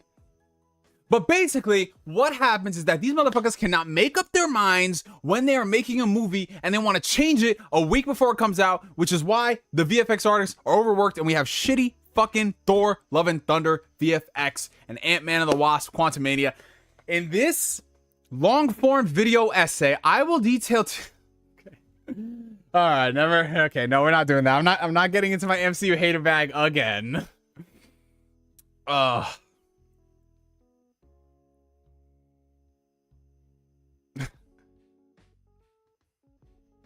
man's swinging off a 2-liter. Yes, sir. I'm like almost halfway done with this, and I just started with the stream. Oh, they did announce the date for Invincible 2? Why did I forget, bro? You hate the MCU? No. I don't hate the MCU. I love the MCU, but in recent years, the MCU been falling off, man. I'm not saying everything is bad. We got some GOAT stuff, like Guardians Volume 3 is incredible. I own the 4K Blu-ray. Werewolf by Night is awesome. Half of No Way Home is good. Aspects of Loki and WandaVision are great. And then, I don't know. And then we have a lot of Secret Invasion. Okay, so we have a super chat from Julian Phoenix, who's been a member for the past 3 months of the Phantom Weirdo tier. Thank you, Julian. Did you see Spider-Man Lotus? Also, did you see the Killer Bean game?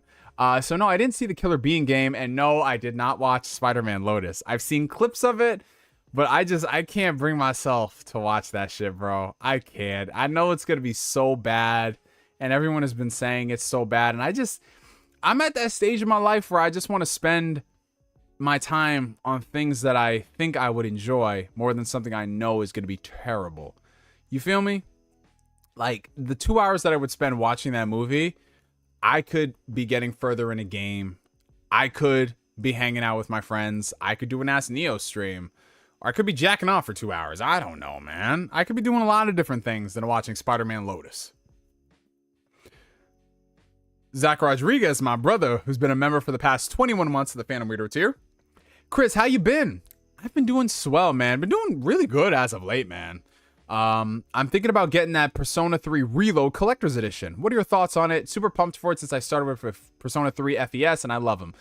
Hey, man, listen, I'm not the best person to ask about collector's editions anymore because I've definitely slowed down in recent years. Because I just can't justify the cost benefit analysis of collector's editions. It's got to have something really good for me to want to go ahead and buy the money. So, to spend the money on it. So I look at that and I'm like, it looks okay, but I have my Persona 5 and my Persona 5 Royal Collector's Editions. I didn't buy the new one they put out. And I look at that and I'm like, yeah, I could buy it, but I'd much rather let somebody else who wants that Collector's Edition, I'll let them have it. You know what I'm saying? The game itself, it's going to be on Game Pass day one. So I'm not going to be buying it until it's cheap and on sale. Because I wish it had all of the content. I know they say they're putting in the important content, but man, come on now. I need more of that stuff, bro. That's how we do a remake, and I hope they don't sell it back to us with Persona 3 Reload, Remax, Redrive, you know, re-this, re-that. It's a Kingdom Hearts game, man. But how are you doing, Zack Rodriguez? Hope you're doing well, bro. You know what the funny thing is about She-Hulk? I didn't care for the show at all. I thought Tatiana Maslany was amazing. She's amazing as She-Hulk. It's funny because the last episode of that show predicted the shit that would happen in the MCU, that being the Secret Invasion finale, which is kind of crazy when you think about it. Yeah, and the thing with collector's editions is that they're getting so expensive these days. Like, average collector's editions are coming up on like $250, $300. Like, I'm sorry, I could use that money to buy other shit. Like a really, really nice pair of headphones I could spend $300 on. I could buy other stuff. And I get it, you can't really compare something you'd use every day to headphones like a really amazing statue for a game that you like. Because, you know, it's like, by that logic, don't buy statues. But to me, it just... And they depreciate in price really quickly. Some of these collector's editions, you can get fairly cheap within like a year, 2 years. Yeah. And you don't even get a physical disc. Yeah, you don't get that anymore. I always buy day one Game Pass games I like once they're on sale, unless it's first party. Yeah, absolutely, Don Otaku. Yeah. I would buy but you know what the thing is though, Don Otaku? And I don't know if you guys have this problem, but me, these days, I don't really buy too many physical PS5, Xbox Series games. I don't even own a physical... Do I own a physical Xbox Series game? I own a couple Xbox One games, but most of the physical games that I buy these days, if they're not dirt cheap, like I just find it randomly when I'm out and about, I just buy Switch games. Because nowadays, it feels like a detriment if you're buying a game on disc, because more often than not, most of the content isn't even on the disc, and you have to download stuff and patches and everything. Whereas with the Switch, sure, you'll have day one updates, but for the most part, bar some exceptions with third-party stuff, the games are on the cartridge. And I like that about the Switch versus when you buy something on PlayStation, Xbox. I feel like I'm penalized for buying the physical versions of those games. Like, they don't run as fast. They don't have all the content on there. The only time I think I would do that is if, like I said, I get like a special edition that has the game, like Final Fantasy 16, or if I just want to own like a piece of history, like Persona 6 when that comes out. Of course, I'm gonna get that physical. You know, of course, I gotta have it on the shelf. Like I own all the Yakuza games physical, so I'm definitely gonna buy. I'm gonna import the new one, the new Like a Dragon game, because that one's not getting a physical release in the West. It's getting a digital release, which sucks, but they have a physical release in Japan, and if it has English text, I'll just be like, fuck it, I want that. Amazon fucked me and delayed my copy of Like a Dragon Ishin from today to middle of September. Oh, damn, that sucks, bro. That's a good game, though. Yeah, you know what the thing is? I don't really buy too many steelbooks for games. I mean, I still buy steelbooks for movies, but steelbooks for games, it depends. Like, if it comes in a set, like I said, Final Fantasy 16, then I'll go for it. Or if it comes like with a pre-order bonus. I love Switch steelbooks a lot, dude. Sometimes they look... I mean, this is this is really nice art. It really is. But if you are not a fan of Fire Emblem Three Houses, you wouldn't know that this is from the game.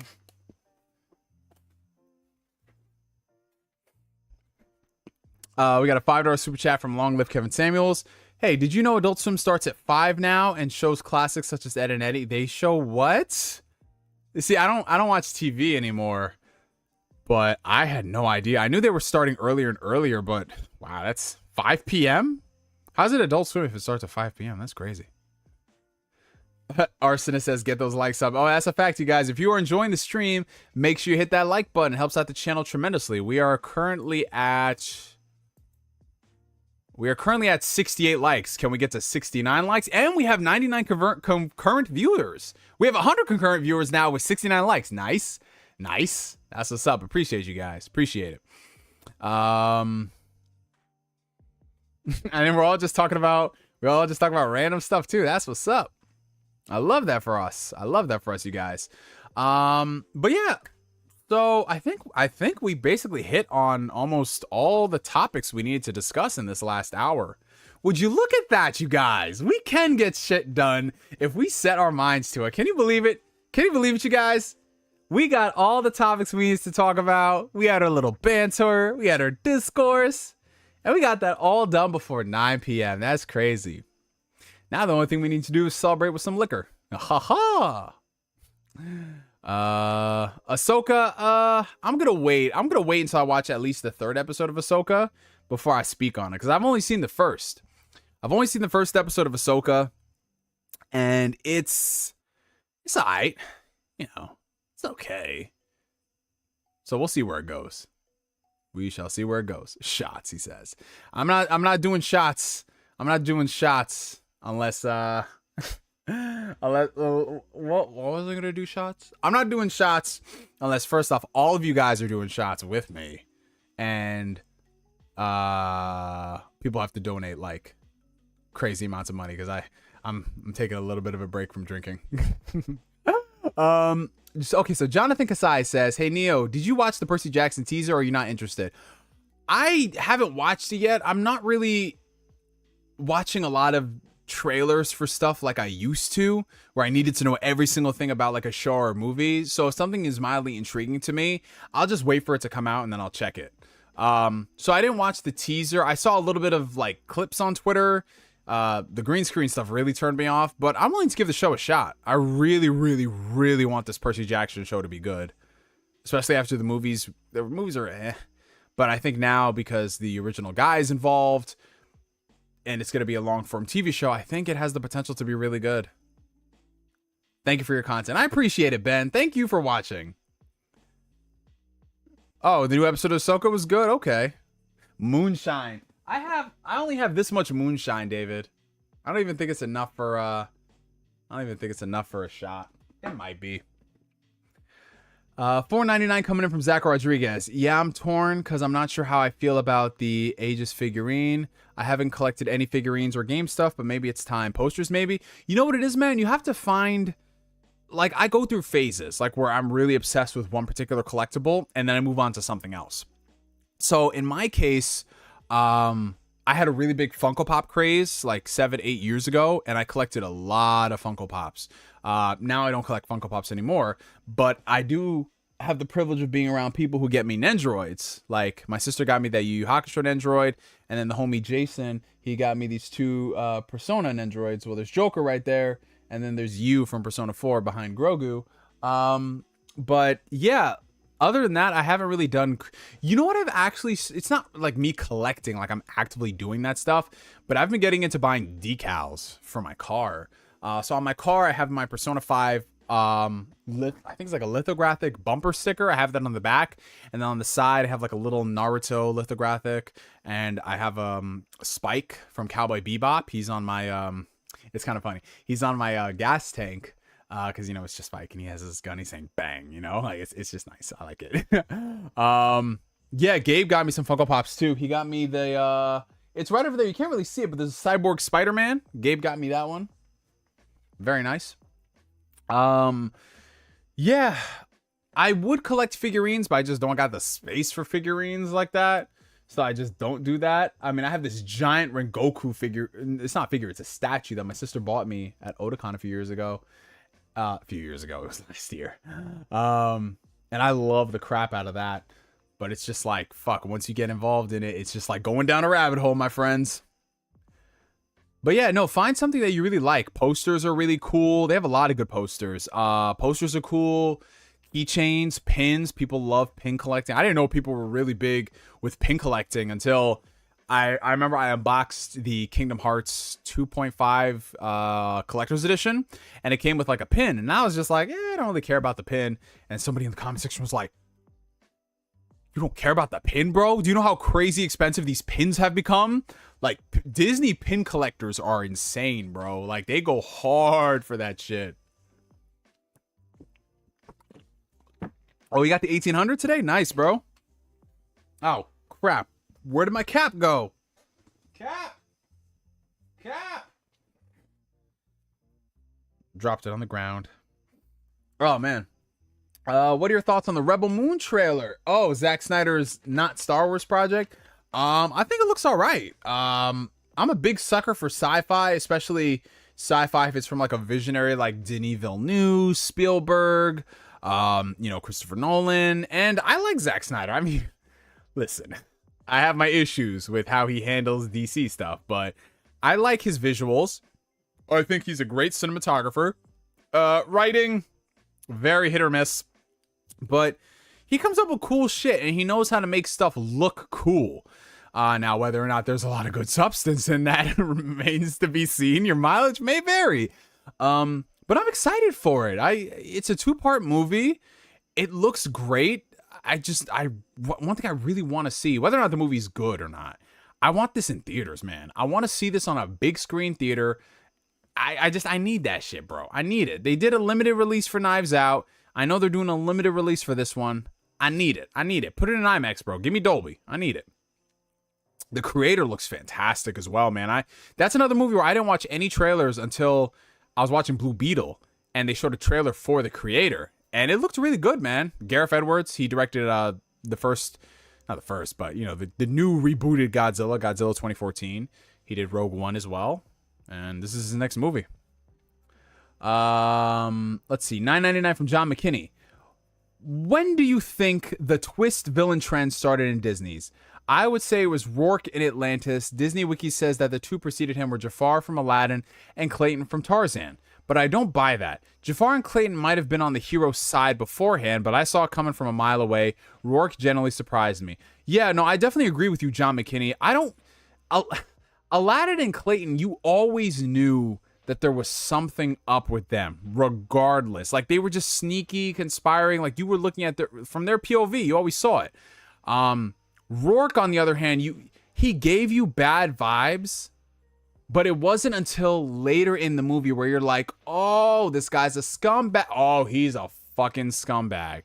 But even so, I wouldn't say that was a really big twist either, because Rourke, like, he off the rip, he always came off as like there's something more to this guy.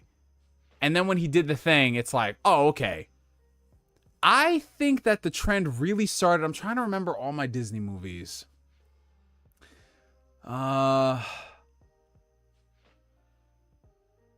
So this is not, I wouldn't say this is a twist per se. Well, I guess you can kind of classify it as a twist. When I was a kid and I watched The Incredibles, when I saw Syndrome show up on screen and he said that a lot, I am your biggest fan, I was like, oh shit, because I really wasn't expecting that. I mean, if I was more like well versed with media literacy as a 10-year-old kid, sure, I could recognize from the voice that was him, but that twist kind of threw me for a loop. I was just like, holy shit, he's the little kid, he's Buddy, and now he's an evil guy with orange hair. Fucking crazy.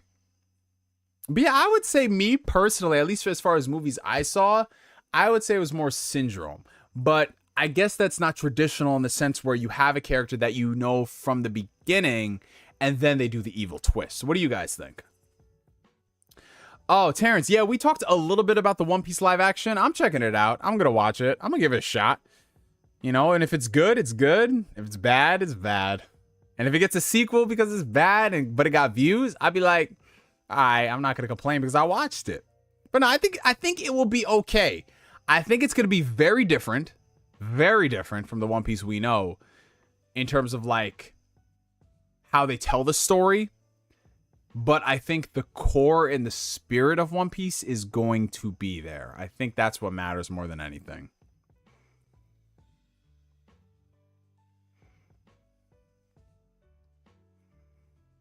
Yeah, Frozen in the like recent 10 years definitely had that big villain twist trope. And then everybody was doing it. I spend a boatload on Kingdom Hearts pins at Disneyland. Ah, that's crazy, bro. Yeah, Disney collectors, Disney, what do they call them? Disney adults. They go hard for that, man.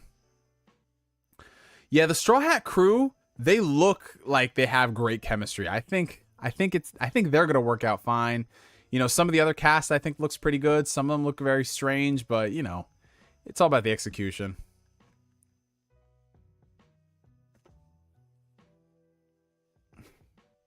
Hey Neo, would you rather never watch anime again or never play video games again?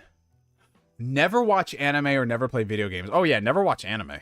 Never. Because I can still watch movies and I can watch TV shows. Anime, come on now. Like, I love anime to death. You guys know this. But if I had to give up playing games or watching one particular form of media, I'll give up that media itself. Oh, the data battles? Nah, data battles. You know what it is, Kory? Data battles are going to be my big goal for 2024. That's going to be my big fucking goal. If I can complete an Organization 13 member data battle at least once a month. I might start it a little bit before that. But once a month, if I can complete one of those, I feel that's a very realistic goal for me. But it's all the Organization 13 members. Oh, God, I already know fighting, what's his name, Yorzora? That's going to be terrible. That's going to be an 8-hour stream of me just dying. Who else is in that game? So it's the Organization 13 members. It's Yorzora.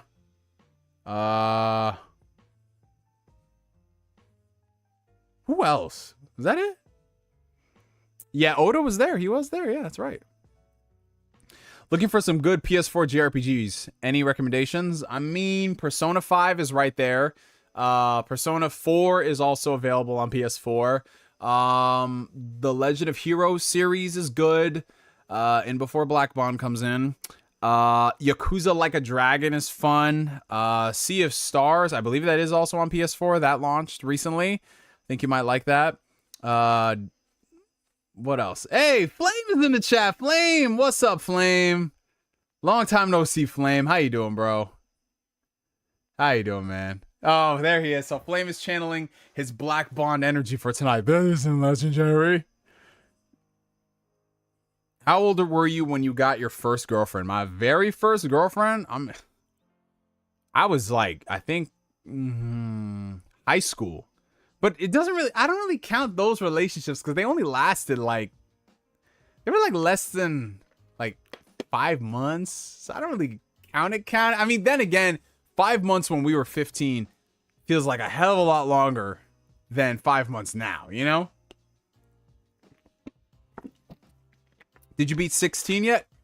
No, I'm pretty far in 16, but I put it down to play Jedi Survivor, and then Jedi Survivor hooked me a lot more than 16 did. Should not have said that.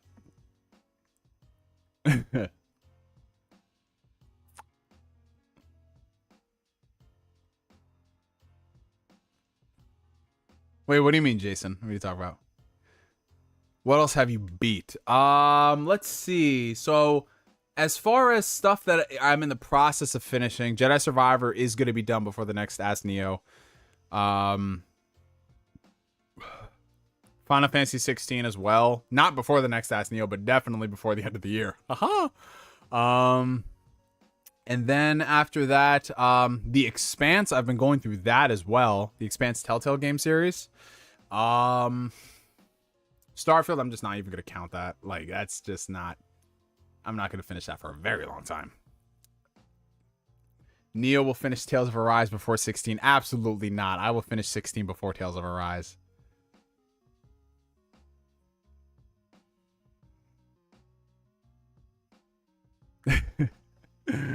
Oh, man.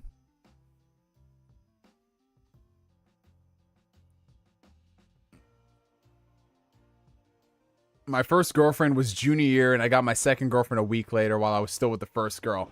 What is that, Acebreaker? Did Acebreaker hack into your account? Oh no, Acebreaker would be like, it'd be like that down Otaku. What the fuck? Y'all crazy. Y'all have a girlfriend and then you have another girlfriend? Yo. You were Scott Pilgrim. You were literally Scott Pilgrim down Otaku. Wow. How has life been overall for you, Neo? Life has been, life has been alright. It hasn't been bad. It has not been bad. It's been pretty smooth, all things considered. I mean, there's been some issues, of course, like in life. But me, myself, and I, you know, just keeping on the grind, bro. Keeping on the grind. Mental health has been good. Physical health has been good. So for the longest time, like, I think I told you guys this. I go through phases where I can't really play games that much if I'm not in the right mindset, and I don't want to force myself to do it. So then I'll focus that energy into something I want to do. Like for a couple of months, it was just really reading a lot of comics and reading a lot of books, whether they're like biographies, whether they're, you know, books about history, you know, just random stuff about like the video games industry. And then I'll take a break from doing that and I'll just like watch a lot of movies and watch a lot of TV shows. But recently I've just had like that gaming itch that I need to scratch, and that's where Jedi Survivor's been coming in. And it's been great. And yes, I saw the Scott Pilgrim anime trailer. That was beautiful. I cannot wait for that, dude. They got the whole cast back. It's going to be more like the manga. Oh, it's going to be sick. What's your favorite Assassin's Creed? I heard a lot of people didn't like 3, but that game being my first in the series, I love it a lot. I'm stuck between 3 and 4. So my favorite, it's a toss-up between 2 and Brotherhood. I love 4. Black Flag is amazing. But I really loved the story of Ezio and how it progressed into... Well, with the first game, Assassin's Creed 2, it was just like one of the best sequels. And then Brotherhood, even though it came out a day later, it improved upon all those things. And it was such a great game. Revelations, it was okay, but it wrapped up Ezio's story. It was nice. 3, I really enjoyed because I liked Connor as an assassin. I love the setting. But yeah, it's definitely a tie between Assassin's Creed 2 and Brotherhood. Honorable mentions to Black Flag. And this one, while it's not one of my favorites, I really enjoyed Syndicate. Syndicate was cool. You cried watching Scott Pilgrim? Is that because it was the life story of you? Oh, speaking of Scott Pilgrim, I just bought the 4K because it was on sale on Amazon. I just bought the 4K Blu-ray of that. Can't wait to watch it. Love that movie, bro. That was like one of the first movies that I purchased when I worked at my my first part-time job way back in the day. And I'll never forget, because I didn't see Scott Pilgrim in theaters at the time, because, you know, like I wasn't going to movies like that. But I remember hearing a lot of buzz online, and I was like, oh, okay. And I remember on my PS3, because, you know, this is how dope the PS3 was. You had download sites where you could download movies and TV shows directly to your PS3. And Scott Pilgrim was one of the first movies I downloaded on my PS3 Slim. And I loved that movie so much. I think I watched it like every day for a week. And I just said, fuck it, I'm going to buy the Blu-ray when it comes out. So I bought the Blu-ray. And then after that, I went and I bought all of the manga. So good, man. Yeah, a lot of people don't like Connor in Assassin's Creed 3. I liked Connor. You're going to land on Saturn when Starfield comes out? Oh, absolutely. But I'm going to the sun first, actually. Need to hit up the sun. Do you have a favorite Battlefield game, new or old? I have a lot of attachment to Battlefield Bad Company 2. I owned that game on every platform it's available, dude. I've put so much time into that game. It was just a lot of fun. It was a lot of fun just getting in parties. You know what it was? It was like the perfect game at the perfect time because it came out, I think, a few months after Modern Warfare 2. And I remember, like, me and my group of friends, we were playing a lot of Modern Warfare 2 and we were having fun, but we just got annoyed of the player base. So when Battlefield Bad Company 2 came out, we were just like, fuck it, let's play the demo for that, the beta or whatever.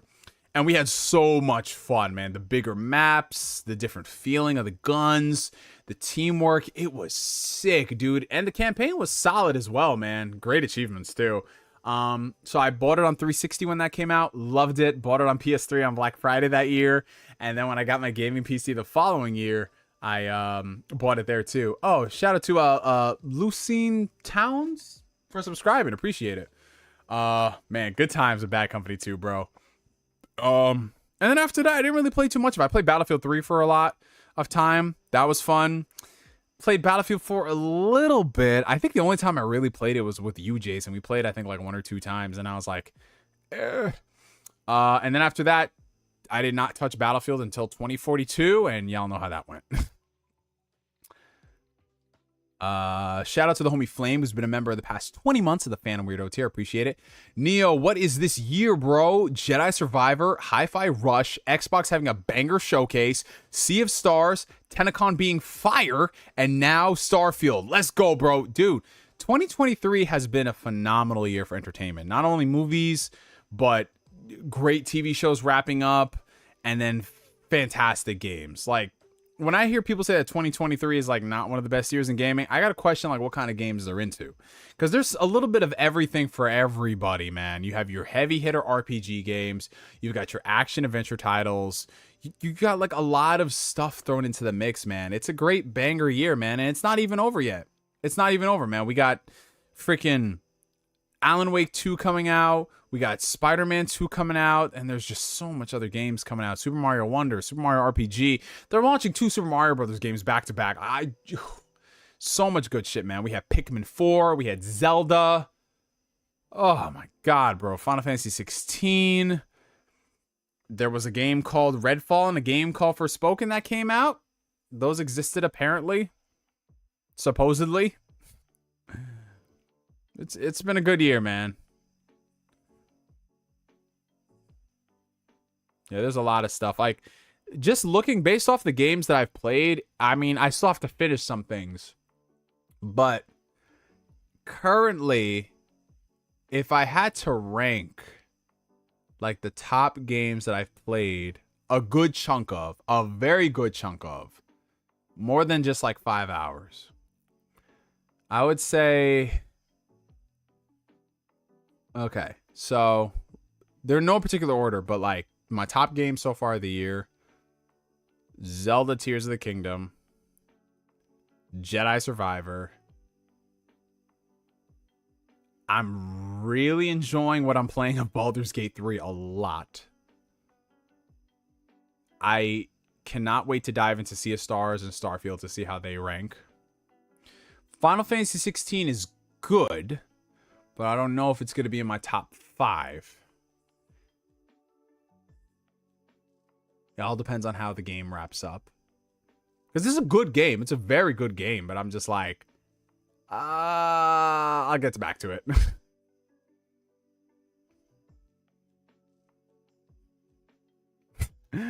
Oh, God. Yeah. Exoprimal is definitely one of the games of all time. It was a game that Capcom put out. And I think Flame plays it almost every day. What's your favorite Call of Duty? And will you be copying the new one? My favorite Call of Duty of all time is Call of Duty World at War. I love World at War. It's the Call of Duty game that... It was the first time where I think I looked at how many hours had gone by when I played a multiplayer game, and I was just like, fuck, dude. Like... I know for a lot of people that was like Halo 3, Gears of War, you know, SOCOM on the PS2. For me, that was Call of Duty World at War. I played so much of the multiplayer, so much of the co-op campaign, and so much of the zombies mode. You guys have no idea. Dude, the night the DLC, the Darius DLC came out, like the last DLC pack, dude, we were on that thing from 9 p.m. at night till 5 a.m. in the morning, bro. It was so much fun. I loved it. I have so many fond memories with that game. I'll always love it. Honorable mentions to, of course, Modern Warfare 2, of course. The original Modern Warfare 2. The new one is cool as well. But yeah, World of War, Modern Warfare 2. I really liked the first Black Ops as well. That story was great. Yeah, Yeah, like those are the ones recently. Hey, what's up, T-Bell? How you doing, Toma? Hey, Neo, just admit you dislike FF16, but you don't want to shame Yoshi P like Bond. No, I don't. It's a good game, but like, I wasn't in the headspace to like really fully dive into it. Similar to like Jedi Survivor. When it came out, I was playing it for a bit, but then I dropped it because I wasn't in the right headspace. So, no, I mean, it's good. I don't know if it'll be top 5 for me personally, though. 2023 has been a weak year for multiplayer games. Yeah. I mean, you know what the weird thing is, Don Otaku? I'm of the belief that it feels like we're getting less and less multiplayer games these days because, number one, the ones they do put out keep flopping left and right because they're all trying to do the same shit. And number two, they're spending way more time developing these games because they realize the competition and they realize that, fuck, we got to come up with something interesting. Like, we don't see a lot of crazy multiplayer games these days. I mean, there's some stuff cooking, but nothing insane, man. Hey, okay, John Martin, I see you. Yeah, 2023 is the single-player renaissance, absolutely. Single-player games are viable in the industry, and we need to get more of them. We need to stay consistent with them. Multiplayer stuff is cool, but man, did you guys know that there's an Overwatch 2? Personally, I don't know anyone who be on Overwatch these days. Is that just... Do people not be playing Overwatch like that? Or is it just like... We're so out of the loop in our community where none of us play Overwatch. And it's just everybody else outside of us who plays it. You know what I'm saying? How like you could know no one in your community who plays something like Genshin Impact, but it's like one of the biggest games ever. You know what I'm saying? Like, I don't know. Is that the same for Overwatch? Is Overwatch doing numbers and we just don't see it? Or is it just like... I was so confused. I know one dude who plays Overwatch 2 and he hates it. Damn, son. $2 from Flame. Neo, my knees are yours over Exoprimal. Oh, Flame, are you admitting defeat? Are you admitting defeat over Exoprimal? Is that what you were saying, my brother? Is that what you are saying on camera live to this beautiful audience? The last Call of Duty game that I bought was Black Ops 3. I was gifted Call of Duty Black Ops Cold War by the homie Gabe, and the campaign was okay. Zombies was fun for a bit, but yeah, I haven't really bought a Call of Duty game in so many years, man. It's just not my cup of tea anymore. And then just looking at everything else that's happening in the multiplayer landscape, I miss the days where multiplayer games were really simple. Now everything is just so fucking complex with all these season passes, battle passes, and just all this crazy shit. I miss the good old days, man. But then again, I'm in the minority because does everybody love... All right, so I'm curious. For the guys who play multiplayer stuff, y'all got to educate me because I have no idea how that shit works. Do people love this new style of multiplayer games with these services and stuff like that? Or is it just one of those things that they tolerate all the bullshit that happens and they know it's not as good as it could be, but it's kind of like, whatever, we'll run with it because this is the game we want to play? I don't know. Because every time I look at this shit, like, I hear more people complaining about Destiny than I do them loving it. You know what I'm saying? Like, I understand it's much easier for people to comment on something when they're complaining about it. But, like, it's every fucking day. Every day someone's complaining about Destiny or Warzone or whatever. And I'm just like, y'all still keep playing it, though. So that's where I'm confused, because I remember there was an era where if people were complaining about games and shit, they just stopped playing them, man. They just stopped playing them. So I don't know. Maybe it's, I don't know. So that's why I'm asking people to educate me on this.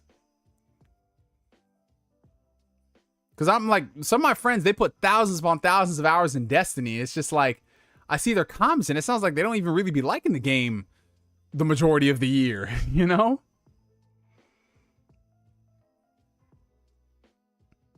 Yeah, well, the thing about Call of Duty in those games is that they appeal way more. Anyone who's like on YouTube, who streams and does all that stuff on social media with gaming, they represent a very, very small segment of the community at large.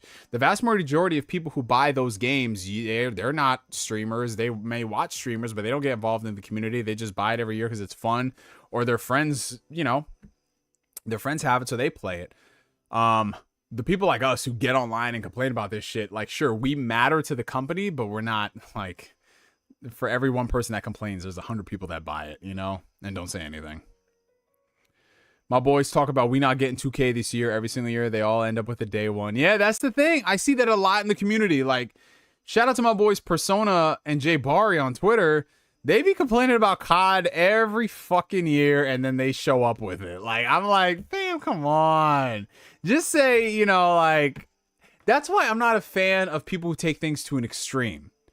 Like, people saying, I will never buy this. I will never support it. And then somehow on launch, they have the thing. Like Pokemon fans. When I hear Pokemon fans who would complain about, you know, the games not being as good as they could be, or, you know, they'll do these video essays about how Game Freak is trash and blah, blah, blah. And you know where the dumbasses are when the games come out? They bought both copies special edition. And they're just like, oh, well, you know, like my cousin's grandmother's twice removed nephew, he owed me a favor and he asked me what games I wanted. I said, you know, if I had to pick, I'll pick Pokemon. Like that type of shit. And that's exactly what the companies, they care about the criticism, but not that much. If you buy it and you buying 2 copies, fam, stop complaining. That's why I'm just like, listen, I don't buy Pokemon games. I honestly, I feel like most Pokemon games the past couple of years have been garbage. Like, sure, you have some interesting aspects in games like Pokemon Arceus, but most of them, let's be real about life for a second.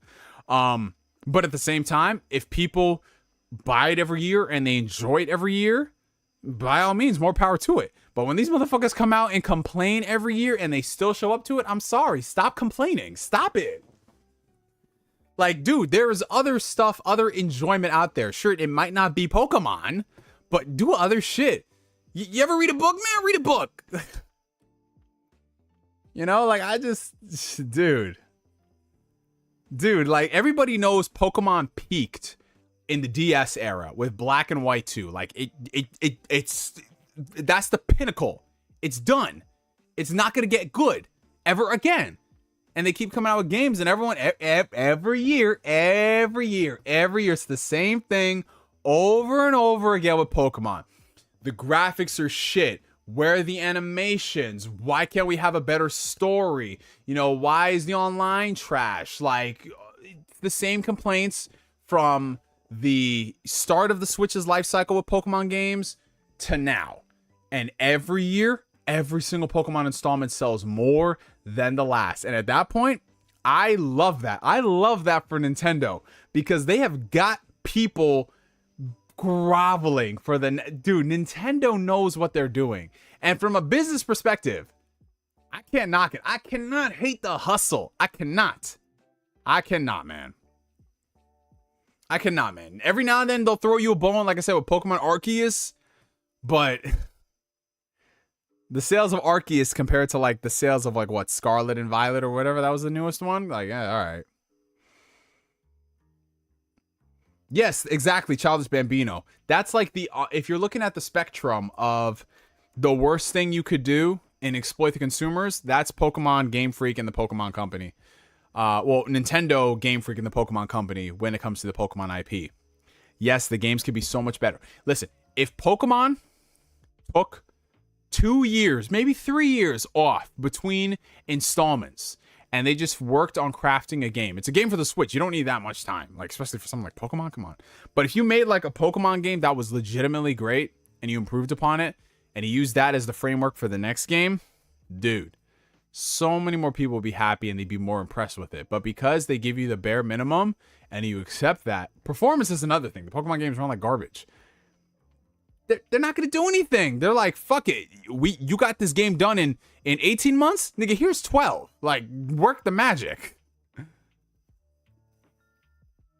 Oh, yeah, the 3DS era of Pokemon was some heat. As in, it was burning some fucking 3DSs. I thought my 3DS was going to explode when shit was popping off in that game, man. I saw that frame rate drop. Oh, my goodness.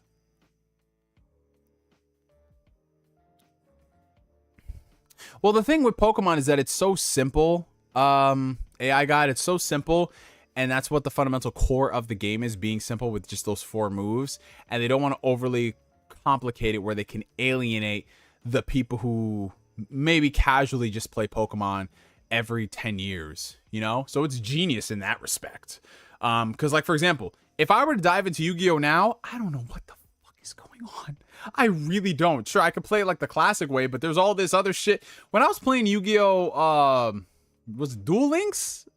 Whatever the last game was that we were all obsessed with. I tapped out after GX. Like, Synchro summoning, I was like, I understand the basic concepts. Pendulum summoning, what the... And sure, I could sit down and learn it, but sometimes I just want to play the simple shit. And yeah, I know Pokemon has advanced with their gameplay loop and everything, but it's still simple enough for most people to dive in and not really worry about that advanced stuff. You have to get a PhD from Harvard to play Yu-Gi-Oh! Now. Exactly.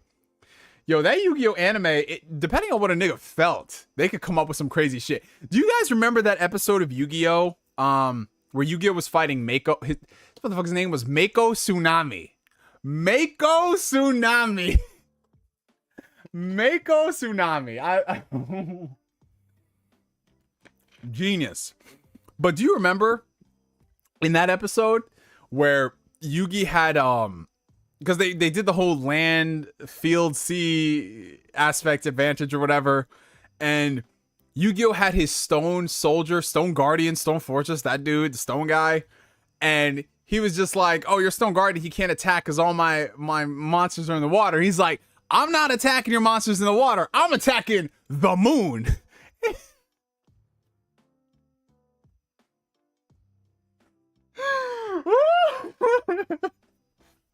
He said, if I attack the moon, it will fuck with the sea and all your creatures will die and then I could kill them. Like, they were pulling some ass. Not just pulling shit out the ass. They was pulling out the whole ass. They was grabbing it by the crack and just ripping that shit out, bro. The moon. The moon. I'm not bullshitting. For people who have never seen Yu-Gi-Oh! I am not bullshitting. The moon. That show was so out of pocket, but I loved it. I loved it so much. It was so stupid. It was so stupid, dude. There was no rules before Battle City. People were attacking the moon. Oh God. And listen, I'm not trying to make light of this situation. So for people who are watching this out of context, please, it's not my intention. Kaiba threatened to commit suicide over a card game. This man could not handle the stench of defeat, that he was gonna throw himself off of a building because Yugi was gonna win. And he says, oh, Yugi, I don't know what'll happen with these holograms. There might cause enough force to knock me over the building. Kaiba is toxic as fuck, bro. He's the saltiest dude in anime. I love that nigga though, but he is the saltiest dude in anime. And what doesn't make sense is that his ego is so fucking big that what he doesn't realize is that if he just told Yugi, like, listen, Yugi, take down Pegasus, save Mokuba. Like, that's all you need to do if you lost. Yugi still would have won. But no, you had to do all that shit. Kaiba is just so... Oh my god. Kaiba just randomly summoning 3 blue eyes white dragons. Yup. Hey, what's up? We got my homie Saeed Johnson with a $2 super chat. What are your thoughts on the writer's strike? It's good. It's necessary for the industry. It's necessary for every now and then in every single industry. You need a big shakeup. Because what happens is complacency. Complacency happens, and I'm a firm believer that the world is ever changing. It's evolving, so you need to get with the times. And writers have not been fairly compensated for a very long time for their work, especially in the streaming era. This is new media. There needs to be new contracts in play that protect the writers and protect the actors and everybody involved. That's basically it. Period. Point blank. And it's something that's needed to happen for a very long time.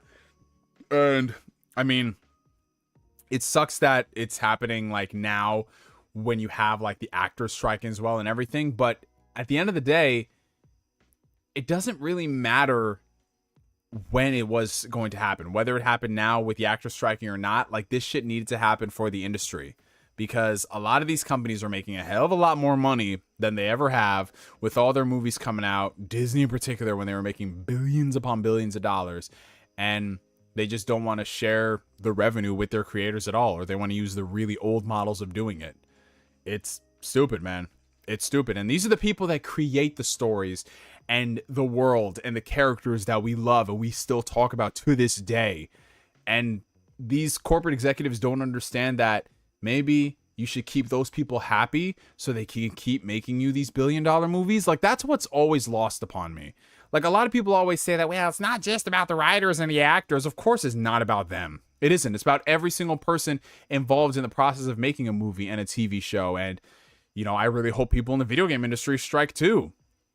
But these are the people who create this stuff. Sure, the corporations are fronting the money, but you could front all the money you want. If you don't have the talent, you don't have the fucking talent. And we see that every single day when you have movies that are bombing and flopping left and right, movies that are created by executive committee and not necessarily about the people who are talented and passionate. Like, come on now. It's common sense, man. I mean, it sucks in the sense that, like, it puts a lot of people out of work while they are striking. And unfortunately, there is a situation where because the writers and the actors are striking, productions are shut down and people who aren't necessarily involved in those unions are out of work too. That is terrible as well. But you know what? It's one of those situations where it needs to be an eye-opening experience to everybody that, hey, listen, you are getting fucked over too. Like, there was this one dumbass on Twitter who was saying that, well, you're talking about like the writers and the actors who are not getting paid enough, but what do you think about the guy who's holding the microphone, the boom operator, and that? Like, yeah, that motherfucker should be getting paid more too, especially if he's working 12-hour days, 6 days, 7 days a week. Absolutely, he should be striking and making more money, especially when the projects he's working on are making billions of dollars. Like, it's simple shit. Like, I hate the whataboutism that's going on and people trying to protect billion-trillion-dollar corporations who their sole purpose is to make money. And sure, it's great when there's a creative aspect to it, but these people are here to make money. And I do not have a problem with people making money. Capitalism makes the world go round, baby. It is what it is. But there needs to be a balance that's struck. Like, you can't go all in and just go for the profits and not give back to the people who create your worlds and your characters and your brand and your IP. So, yeah, it's Morbius was a warning. Absolutely. Yeah, it's one of those things that it needed to happen. I support all the writers. I support all the actors and all the dissenters out there. I always say this. I really hope you're happy with your job. I really hope you're happy with your position. You're making as much money as you can because God forbid you're in a situation where your employer, because most of these people, they're not entrepreneurs and working for themselves. They always are employed by somebody else. I really hope they just don't deem you disposable at a whim like that, you know? And then you start thinking to yourself that, you know what, maybe there is more to life than just bending over backwards for a company and thinking that nothing else matters except the bottom line of that company. You know, like, it's just one of those things that's just that people read the room. But yeah, I support all the writers and I support all the actors in striking because it's people just look at like, oh, why in the world would somebody like Robert Downey Jr. or Chris Evans or all these people, like, they get paid millions of dollars, acting like that's the majority of actors out there? No. If you know anything, and mind you, these people don't know anything because they don't research this shit. They look at surface level shit. Majority of actors who work nowadays are working actors who don't even qualify for health insurance. They don't even qualify for health insurance. That means they're making shit. Most actors just have bit parts here and there, and they rely on residuals to pay their bills. That's a whole problem in the industry, and that's what they're talking about. If people took 2 minutes to watch a damn TikTok video where they lay out all this shit, and it's terrible that I have to say, watch a TikTok video to get all the info, but it's right there. It's laid out. It's simple shit. It's simple shit. But again, people don't realize that if they're not in that particular industry. They just look at the outside and they see, oh, this actor got paid X amount of money. They must be living the life and blah, blah, blah. And it's like, no, man. Nah, man.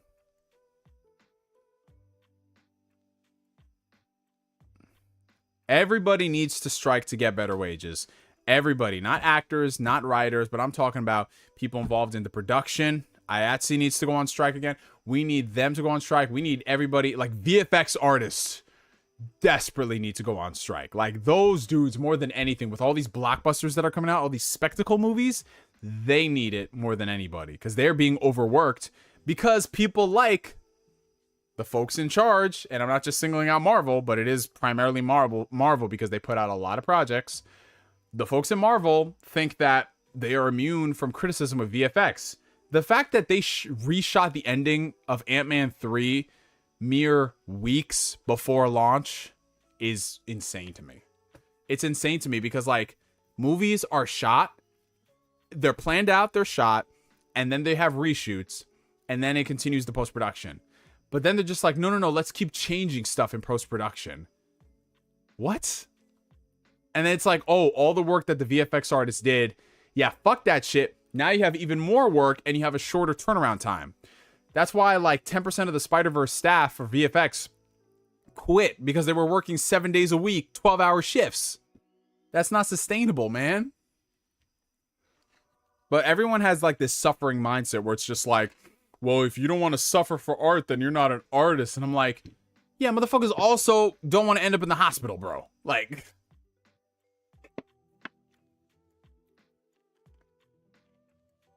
dude, yeah, they reshot. Well, the thing is, so MCU, they have reshoots baked into their shooting schedule. It is what it is. But they reshot the whole ending of Ant-Man. The original ending of Ant-Man was so different. They reshot it, like, I think a month or so before the movie was supposed to come out. It's fucking insane, dude. Voice actors as well, dude. Voice actors as well need to strike, because you guys think, if you guys think actors and writers don't get paid shit, voice actors make nothing, dude. If you look at what voice actors make, oh my god, let's put perfect example. Jujutsu Kaisen 0. Jujutsu Kaisen 0 came out, I think it was last year, right? Last year? Jujutsu Kaisen 0. It was the prequel movie to the series. And the English voice actors were talking about how, like, yeah, I think I only made maybe like $150, $200 off of recording that movie. And that movie grossed how much money? Like, I just don't understand this, dude. Like, only $150 to $200 and you were in a top grossing anime movie. I'm not just talking about top grossing for anime. I'm talking about it made money, bro. Like, these people don't make the money folks think. They do not. Like, their hourly rates, like, people look at it and they're like, oh yeah, oh, you talk about they can make anywhere from like $35 to $75 an hour. And it's like, that's not every day. That's just the gig that they book. So in the case of anime, they'll book you for 4 hours. And if they can get everything done in 4 hours, you make, let's just say 50 an hour. 50, 100, 150, 200. If they get all your shit done in 4 hours, that's only $200 you made for that one session. And you're freelance, so you don't know when you're going to work again unless you have another audition. So, dude, $200. Bro, I make $200 sometimes doing an Ask Neo for an hour. And these are voice actors who are literally in there. They're professionally trained. They've spent all the money in like classes and like with equipment and travel and commuting. Yeah, we're going to pay you shit rates. And if you get, and you know what really pisses me off a lot? And this is kind of why I don't really be fucking with like Crunchyroll like that anymore. Mob Psycho season 3, the finale, right? The English dub voice actor for Mob, Kyle McCarley, he was recast for the final season. They did not bring this man back, all because he wanted to have a dialogue about paying the actors better rates. That's all he did. He said, we need to have a dialogue. He didn't say, I'm striking if you don't pay better rates. He said, can we have like a dialogue about everybody getting paid better?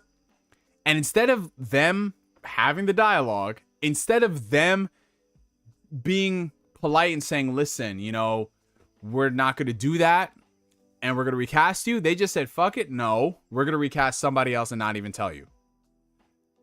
Bro, I know they think because it's anime and it's an English dub that these people are disposable and most folks aren't going to care because they're going to watch the sub or whatever, blah, blah, blah. But burning bridges like that, and you are Crunchyroll, you are Funimation, you are acquired by Sony, one of the biggest companies in the world, and you're mad that this dude is like not saying that we need to have a union. He's saying like, can we have a dialogue of getting paid better? That is sad, bro. And I'm not making any of this shit up, because every now and then I get someone in the comments saying like, oh, there goes Neo on his soapbox being sensational. Like, no, look this shit up, man. It's terrible. And if any of the actors speak out about it, they unfortunately get blacklisted. It's sometimes by the casting directors, usually by the people above the casting directors, but that's shitty, man. Like, you're valued at over $1 billion, and you can't just afford to pay them better rates, man. And they're not even asking for much. They're not asking for $100K a year or more. They're just asking for like, hey, listen, these have been the rates for the past 20 years. Can we keep up with inflation? Can we keep up with all these things? I'm going to need to see the receipts. Bro, look up Kyle McCarley, Mob Psycho. He did a video on Twitter. It's probably on YouTube too. Look that up. This is not bullshit. This is not sensationalist. This is not fake news. This is stuff that's out there. And also look up Stephanie Shea is also very good about talking about voice actor rights, talking about all those things into it. It's a lot, man.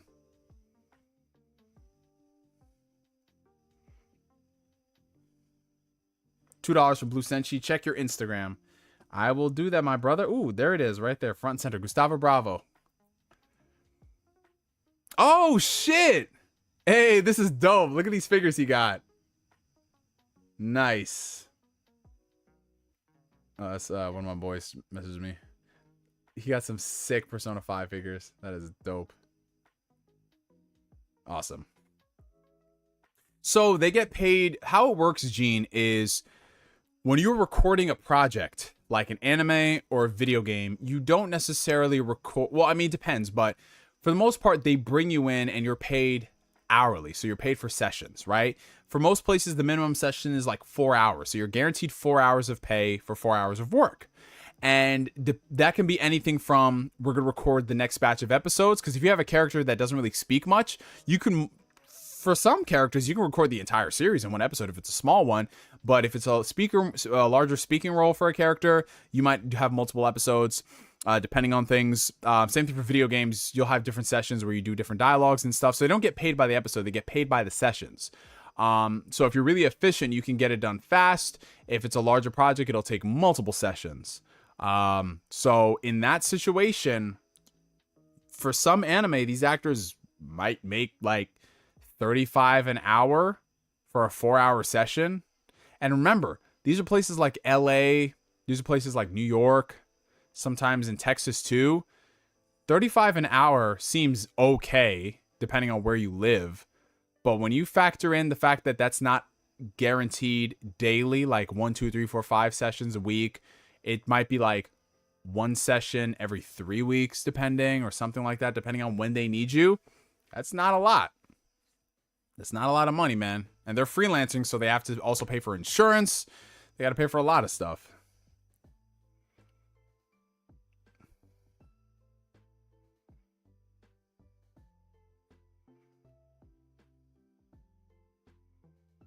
Hey, Dexter Smith. Wow, we got everybody in the chat tonight. Everyone is just strolling in. I love it. Shout out to y'all. What's up? We got Dexter. We got Mario. Yep. It's funny how these companies say inflation for raising prices, but when people work for them say, can we get better rates? They're like, nah, fam. Yeah, that's how it is with them. That's how it is. Yeah, so I started One Piece from the beginning for the first time in about like 12 years since I first watched the Funimation dub way back when. And it's been great, dude. First off, it's been hella nostalgic going back and watching One Piece. But one of the things that I really love about Luffy as a character, I love how Luffy just right off the rip, this dude is like, he's like, yeah, I want to be king of the pirates. I want to eat a lot of food. But that's like the legit most of a shonen character he is. Like that, and then like, don't hurt my crew or whatever. But Luffy as a character, he'd be saying shit like, hey, listen, do what you want. I don't give a fuck. You know what I'm saying? Like, he's like, I'm moving regardless. I'm doing this. Like, he has this mindset. He doesn't care. He's just like, whatever. I'm moving, man. And he has no like crazy speech attached to it. He just be saying shit. I love Luffy, man. I love him.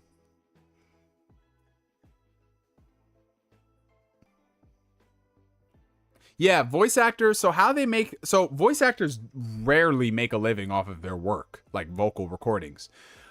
They have different forms of revenue that if they're lucky, they can utilize. So convention appearances are very big for them. They get paid to show up at cons. They sell merch. So they sell prints. They sell signed figurines.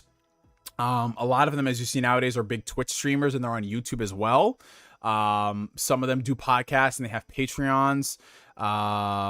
What else they also do? Funny enough, voice actors actually, as far as like paying gigs go, anime is really at the bottom. The most lucrative for them is stuff like syndicated cartoon shows. So things on Disney, Cartoon Network, Family Guy. Audiobooks are consistent forms of work. If you can get involved in like the industry, Hollywood looping, doing background voice recordings. I remember there was one voice actress who she was doing looping. So the process of looping, what that is, looping is part of the ADR process where ADR stands for automatic dialogue replacement. So basically, so like the best way to describe is, okay, let's take, for example, let's take a Marvel movie, right? Let's say it's Hugh Jackman, right? It's Hugh Jackman and he's fighting a bunch of goons in the woods. And he's over there and he's speaking while he's slashing these guys. If what they recorded on the day, there was wind interference, so you can't really get good audio quality for Hugh Jackman. So what they do with ADR is they call Hugh Jackman back in a few months later, and they're saying like, hey, Hugh, we have some lines here that really didn't pick up well. Can you re-record them? So they'll play the scene for Hugh Jackman, and Hugh Jackman will be recording in the booth, and he'll just be doing like basically the same thing he said before, but now it's more clear, and they can understand it. So that's very common in movies. And if you have a smart ear, you can point out what is actually been recorded on the day and then what has been ADR'd. You can hear that sometimes. Sometimes they do it to add dialogue that originally wasn't there because they changed the movie in post-production. Yeah, so that's like one way. That's like ADR in a nutshell. But then there's something called looping where, let's say if it's like a really, really, really small line, like a grunt, or they need an aspect of the actor's voice for like a promo. If it's something small, like let's say they just say the word time, right? ADR in the veterinary field means ain't doing it right. You learn something new every day. Nice. So like, let's say for example, they have an actor who just can't be called back for whatever reason. They're busy or they just don't want to do it. Cause there are some actors who are like that. They're like, I recorded it on the day. I'm not coming back. Microphone recording. No. So what they'll do is they'll get sound-alikes to come in and they'll fill in the gaps, right? They'll fill in those grunts, or usually this happens for TV when they edit a movie for TV. They'll have like, let's say for example, an actor is just going to say like, God damn it, or something like that. They'll have a sound-alike come in, and if they don't, because usually there's two ways they can do it. They can edit out the God damn it. They'll be like blank and then damn it, and it'll sound awkward. Or they'll have a sound-alike come in and they'll say something else like, gosh damn it, or something that basically makes it family friendly, you know? So looping is actually a very lucrative thing for actors, because if you come in and you loop and you're working on a big budget Hollywood motion picture, you make a lot more money than you would on anime. Like thousands of pounds, thousands of dollars, depending. Yeah, Blue Flame, I have a Yu Yu Hakusho shirt right now. Yep. This one has a Yusuke and Hiei on it.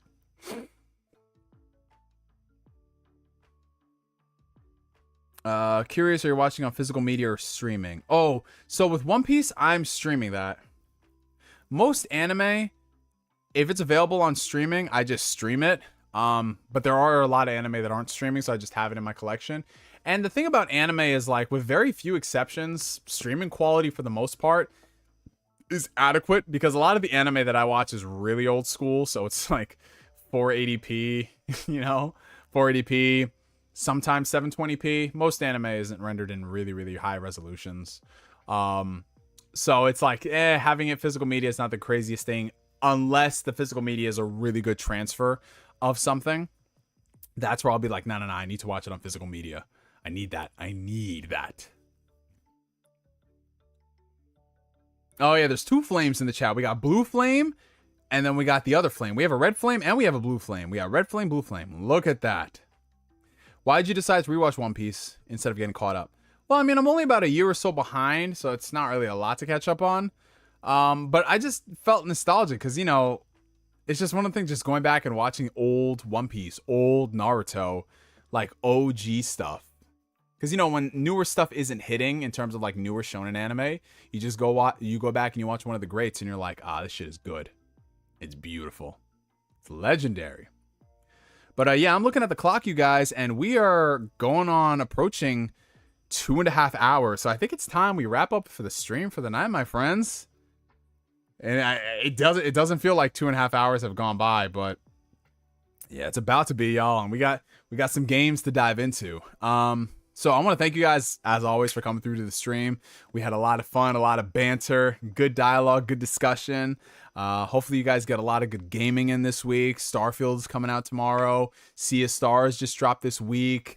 And then what else? In a couple of weeks, we got like Mortal Kombat. Like the gaming onslaught's going to be crazy. So before we go, you guys, we got to have ourselves a hydration check. Which, I mean, is it really a hydration check considering I've been drinking the shit out of this today? But yeah, we still got to do it because that's part of the Ask Neo spiel. So grab your favorite H2O beverage of choice, unless you're David Big Lad. He's over here drinking 1800. He's drinking that tequila, which, hey, listen, I can't knock it. Can't knock the hustle. Neo Bathwater when? Jesus Christ, Flame. It's the most Florida thing you've said in a while. Damn, Flame must be down bad. The flame is just a spark. It's just a spark. All right, better find some water. Absolutely, you better find some water. Got the spicy mayo. You gonna chug that? I need to see that. I need to see that on camera. Absolutely. So yeah, let's go ahead, guys, on the count of 3. 1, 2, 3. Hydration. And considering this is carbonated water, I'm not gonna chug it because you guys remember what happened last time. But anyway, guys, thank you so much for coming through. If you guys haven't already, make sure you hit the like button. Helps out the channel tremendously. Follow me down below on Twitter, twitter.com/NeoGameSpark. All my social media outlets, our Discord community, all that jazz is going to be down there. And we will be back next week. I'm looking at my calendar. Yeah, so it's going to be the 5th most likely. Because Wednesday seems like a really good night for streams, but I'm going to be seeing a movie Wednesday night with my sister. We're going to watch Perfect Blue. It's a Satoshi Kon movie. I've never seen it before. I've heard a lot of good things about it. So I can't wait to watch it. Oh, Maddie's going to be like, yeah! Because I know out of all, I feel like Maddie would have seen Perfect Blue, or at least heard of it. Valkyrie 24. So yeah, so I'll be back next week on the 5th for some nice hijinks and hilarity. I also would say not do it on the 6th, considering Starfield fully comes out that day. So everyone's going to be like, yeah, no streams. We need to play Starfield. But yeah, you guys enjoy the rest of your mornings, your evenings, your afternoons. Get a lot of gaming in, eat a lot of good food. Oh, shout out to Dekel Kulik for subscribing to the channel. Appreciate you. Get a lot of gaming in, eat a lot of great food. You know, of course, as always, have a lot. And I say this very heavily with a lot of emphasis. Have a lot of great sex. And from me to you for now, my name is NGS signing out. And like always, I will catch you guys later. Peace out, y'all. Have a good one.